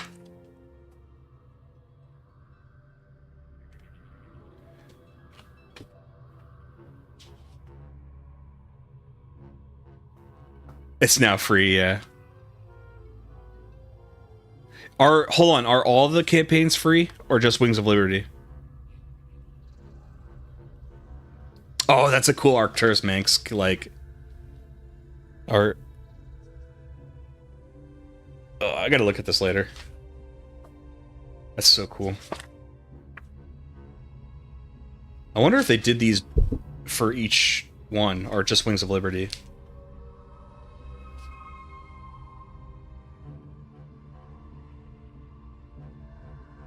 Give Carlos his Halo 2 disc back. I don't think I saw Carlos's name in there. You know what was really cool is like when I posted the Diamond and Pearl video where I talked about Carlos. I was really happy about it, and I messaged him and I told him to watch the video, and he did, and he was like, and I was like, I just want to make sure, do you remember all those things like I did? He's like, yep. I was like, cool. So I think he liked all the people being like, W Carlos for the win and stuff. That made me feel good.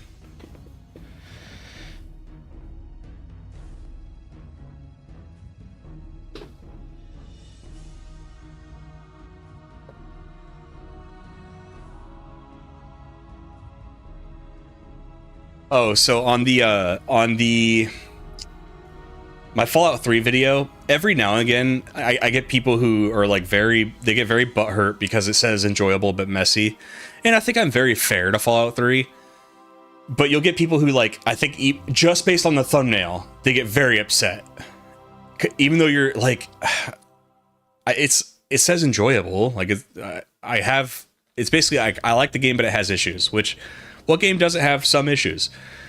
And anyway, they were like, oh, here we go again. Somebody about the lube, or, you know, put the lube on for New Vegas. And then, oh, the YouTuber claims he played Morrowind, even though he's never actually played it himself. He's only watched other people play it. And I thought that was so like psychotic, just like the leaps of logic there.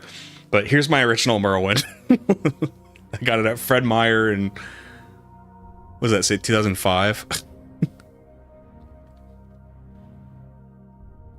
Yeah, so I had it for Xbox original and I had it for PC. But yeah.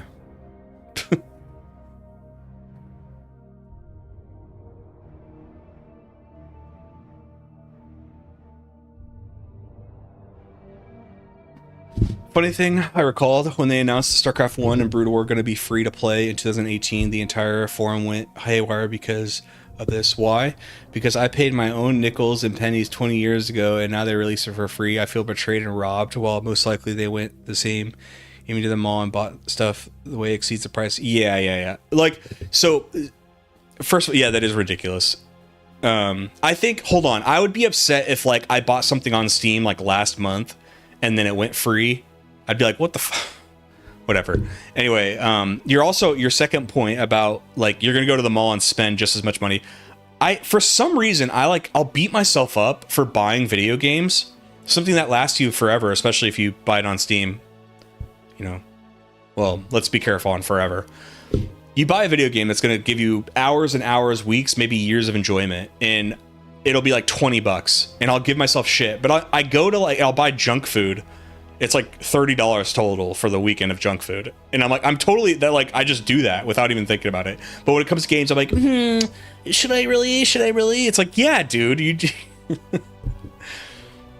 One of the reasons I enjoy the UED AEP mod is it actually gives a player AI controlled allies where appropriate. I've also loved having AI allies just because I'm fascinated with their behavior.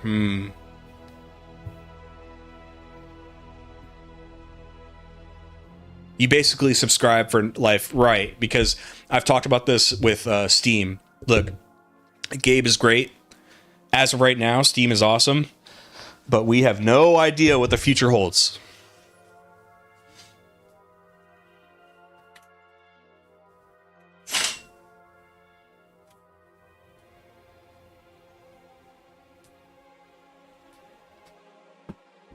Okay, I think it's just gonna play this forever.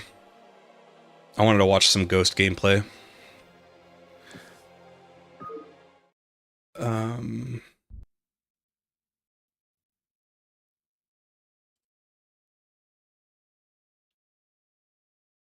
That is not accessible in this demo, but each mission.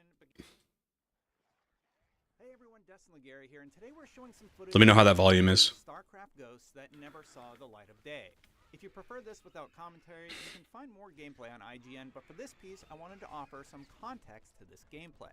So, according to Wikipedia, StarCraft Ghosts is an on-release military science fiction stealth action video game previously under development by Blizzard Entertainment. It was part of this series. The game was announced in September of 2002, and it was going to be developed by Nihilistic Software for the GameCube, Xbox, and PS2. It was canceled or put on indefinite hold in 2006. So announced in 2002, what do you think the release date would have been? Because like honestly, if we're talking like release 2024, or sorry, 2024, 2004, you know, that would have been what, Halo 2? It like put your mind back in 2004. This doesn't look so bad, right? And our capture person offered a little bit of context as to what is happening in the game. So the first section is booting up, showing the boot screen. Sabotage level 1 did not work. This demo was from around May of 2004 based on the files. And there's a 7th level that is not accessible in this demo. But each mission begins with a sort of brief. At the very beginning, he has to look at his ship because if he looks at the brief... Physical copy still is special. There's no price you could put on Good Memories. Yep. Right now, Steam is great because they are not publicly traded. Dude, you sound like my twin. I've given that same argument. The only reason why Steam is great is because it's not publicly traded. Because if they had shareholders that like, you know, and by the way, I love investing. Blaze, this is your first time here. I don't know about you, Zareth. Or Zyeth. I don't know how to say your name. Sorry, but there's a whole shelf behind me of investing books. I love stock talk and investing. I'm not like disparaging, and I'm a capitalist. I'm not disparaging being a shareholder and expecting value, because that's kind of like that's why it exists.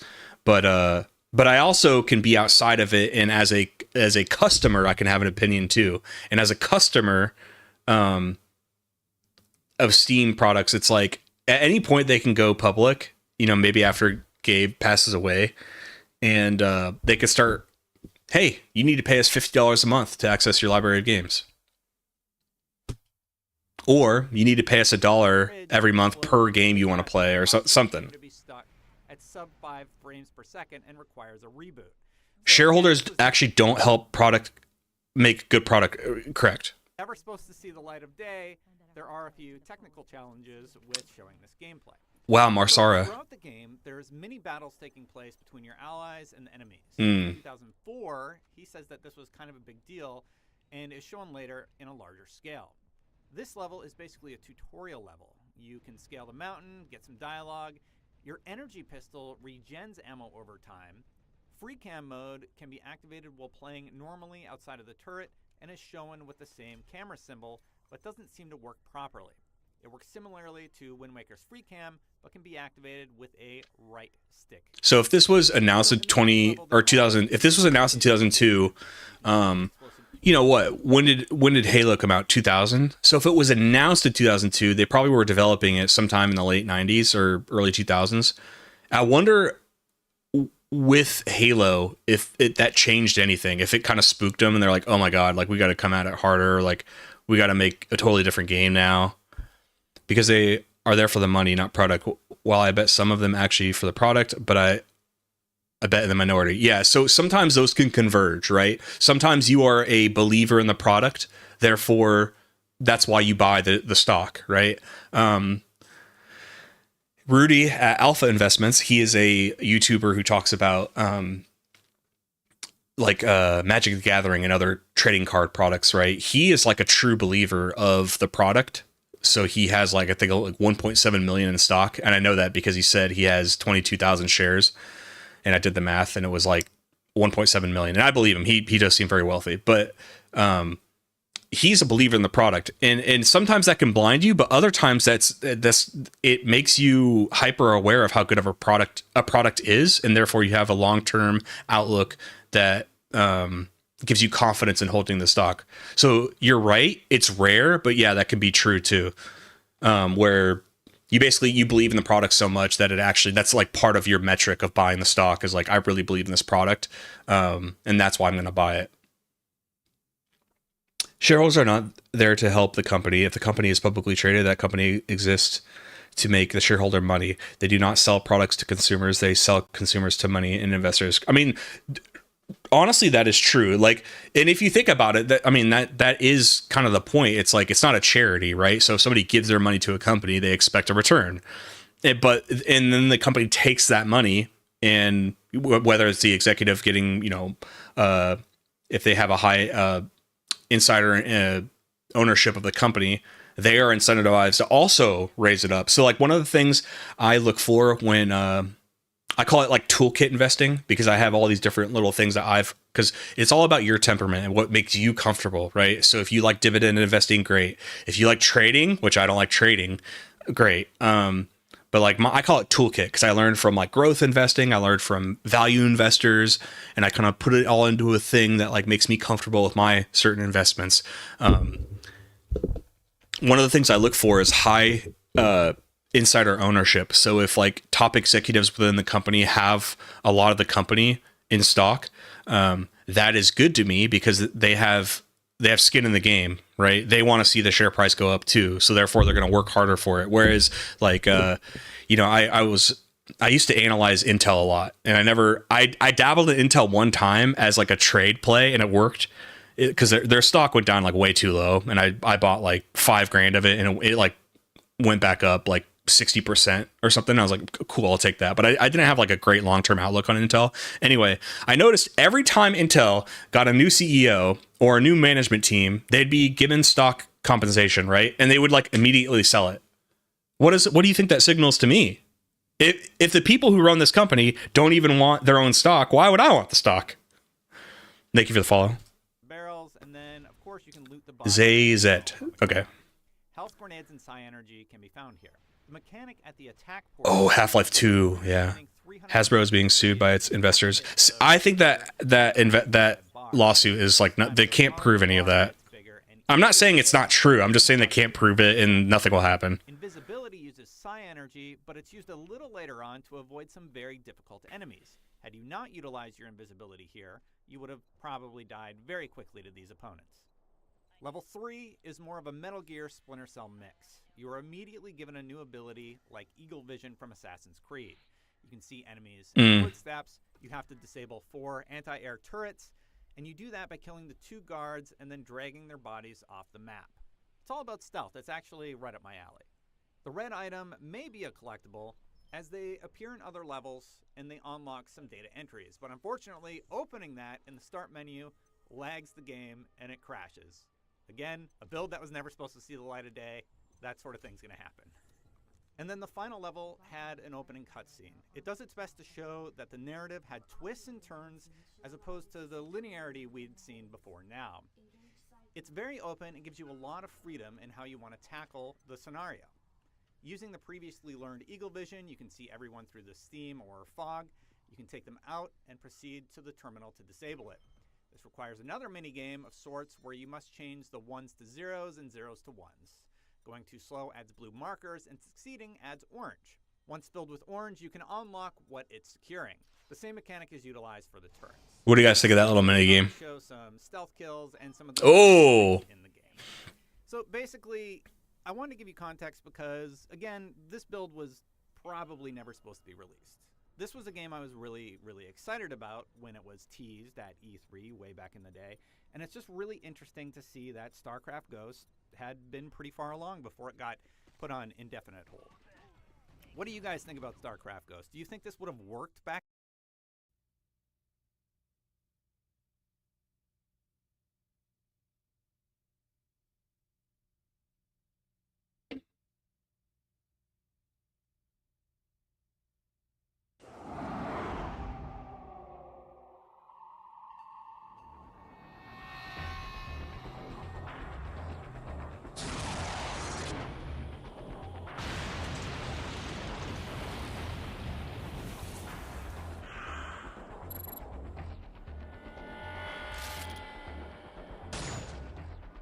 The graphics look better than that 2004 build.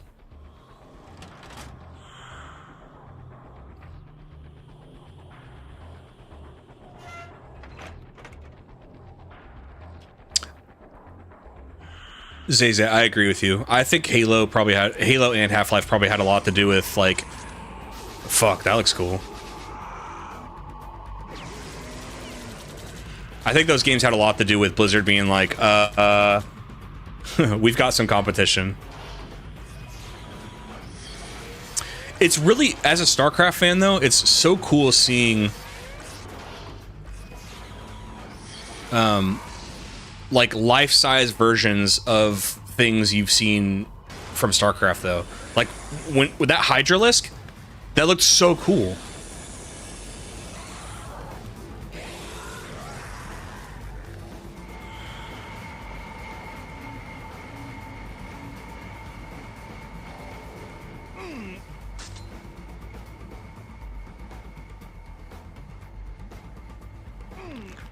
Oh!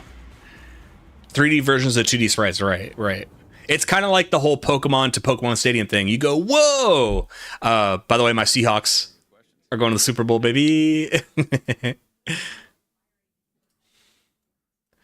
Guys, I want to show you a website. We're gonna do stock talk for a second. This is here. This is called Open Insider. This is where you can see get out of there. What?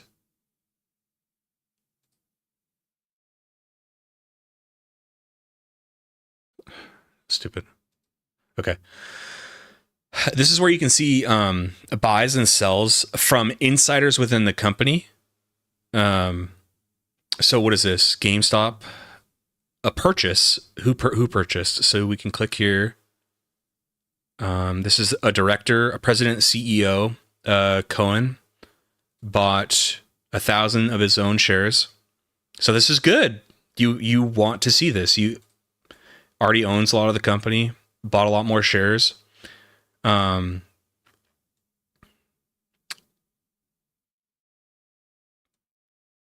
then it'll show you the date. So this was in the 22nd. So, okay, so a week ago. And then you can see a lot of sells by these people. And sometimes, by the way, it's just because it's one sale does not mean like they have no faith in the company. Sometimes they literally just want their money. They want to buy a house. They want to buy a fifth house. You know, we're talking about corporate executives, you know, they want to buy a plane or some shit. Sometimes it doesn't have to do with like, they don't believe in the company. They just want to buy something.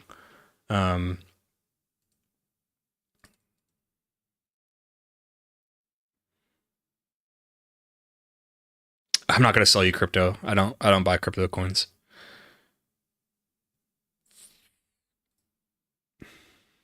What else do we got here? GameStop's an interesting one because we're all gamers here, right? Ooh, Under Armour. What's going on with Under Armour? God damn it. I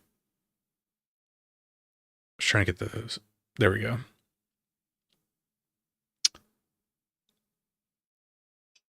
Interesting.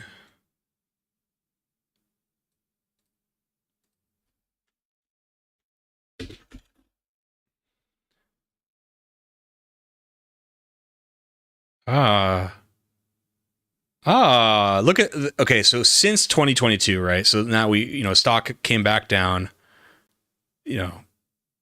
peaked at 2015. There was a COVID bump. Now we're back to normalcy, right?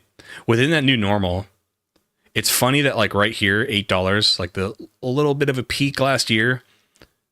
This Shadman Mary and David Bergman, it's only worth $250,000, but they just knew to sell at that peak. And then you have a bunch of buys by Watson, kind of at their lowest points, and significant amounts too. I mean, look at this: 70,000, 67,000, 50,000. And when were these buys? All of them in January, and the stock rises in January. Isn't that interesting? Isn't this fun? All right, guys. Well, we beat the StarCraft campaign. Zayzeth, welcome. Blaze, welcome. Hope you guys had fun. Eon Kane and Wes, I love you guys. My old guard. Patriots, do your thing. Fuck you. But yeah, I guess I can get started on the video now. A lot of work ahead of me. Hopefully the video does good and I could do the StarCraft 2 campaigns. Oh, you followed me because I was into trading? Nice. Thank you for correcting yourself. Investing. I knew what you meant. I don't trade. I invest. Investing is awesome. But yeah, guys, overall, how was the quality of the stream as far as like everything on screen? Was there any interruptions? Did it cut out at all? Did it have to sync at all? I'm asking because those are things that I deal with a lot and why I actually don't stream as much, because my connection will sometimes be very bad. But so long as this one was good, maybe we can start adding more throughout the week. Because I'd like to stream more, but it's hard when your connection sucks. I mean, that's the thing. My connection supposedly doesn't suck. I've done like an upload test, and it says I have some of the best internet in the country. But for some reason, when I stream, it just fucks up. Everything else about the internet is amazing in my house. Misspoke because I'm a crypto trader. My primary occupation is cloud infrastructure engineer. Fancy title for backend developer. Okay. So you make pretty good money.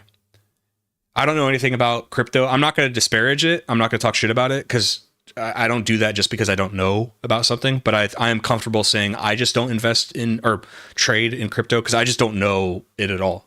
And I think that's a perfectly great reason to not touch anything. Too many people threw their money away at meme stock and Bitcoin and shitcoin, meme coins, because they just saw people making money and they think, okay, I'll make money too, and they lost money. Or you could go, I have no idea how this works, so I don't want to put my money into it. Like when I buy a stock, I think I've only got 6 individual positions because I had to study those companies a lot. And that's how it, in my opinion, that's how it should look if you're a long-term investor. You shouldn't have like 20 different positions. You should have like maybe 10, maybe 15, but like really well-researched positions. Catcapper stream, yep, no silver bullets there or anywhere. Yeah, I remember, in fact, when I started investing in like 2021, I remember this was at the height of like, I don't even know what they call them anymore. What were those digital, like the Mad Ape or whatever? What were those things called?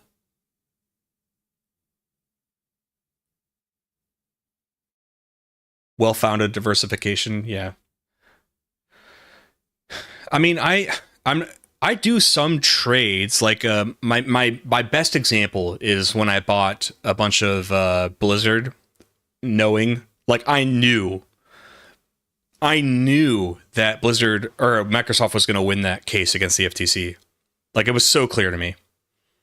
And that was an arbitrage play because the purchase price was being held down. So Microsoft was going to buy it for $95 a share.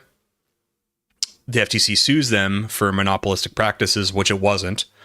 And that held the stock price down, even though we know if the sale goes through, it's going to be $95, right?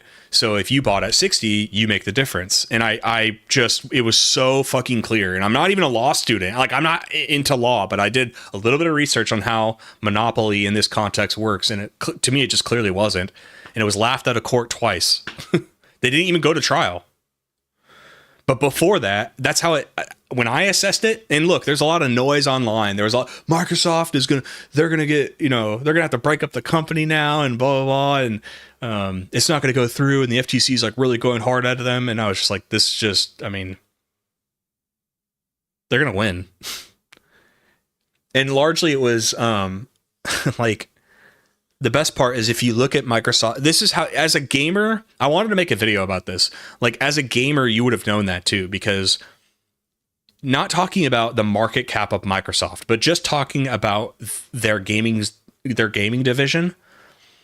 If you're been gaming for at least 2 decades, you know that number one is Nintendo. And I'm talking as far as like console sales and software products on those console sales. Nintendo, Sony, then Microsoft, right? And especially in current time, like Microsoft is like, their Xbox division is really languishing. We don't even know if they're going to have another console.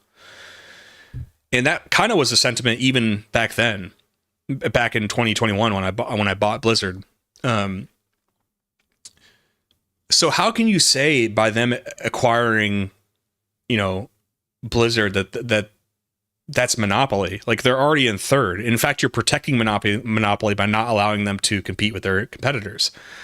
And listen, I'm not, you can have a negative opinion about Xbox and Microsoft. That's fine. But I'm just saying from like a company perspective that like, how is that a monopoly?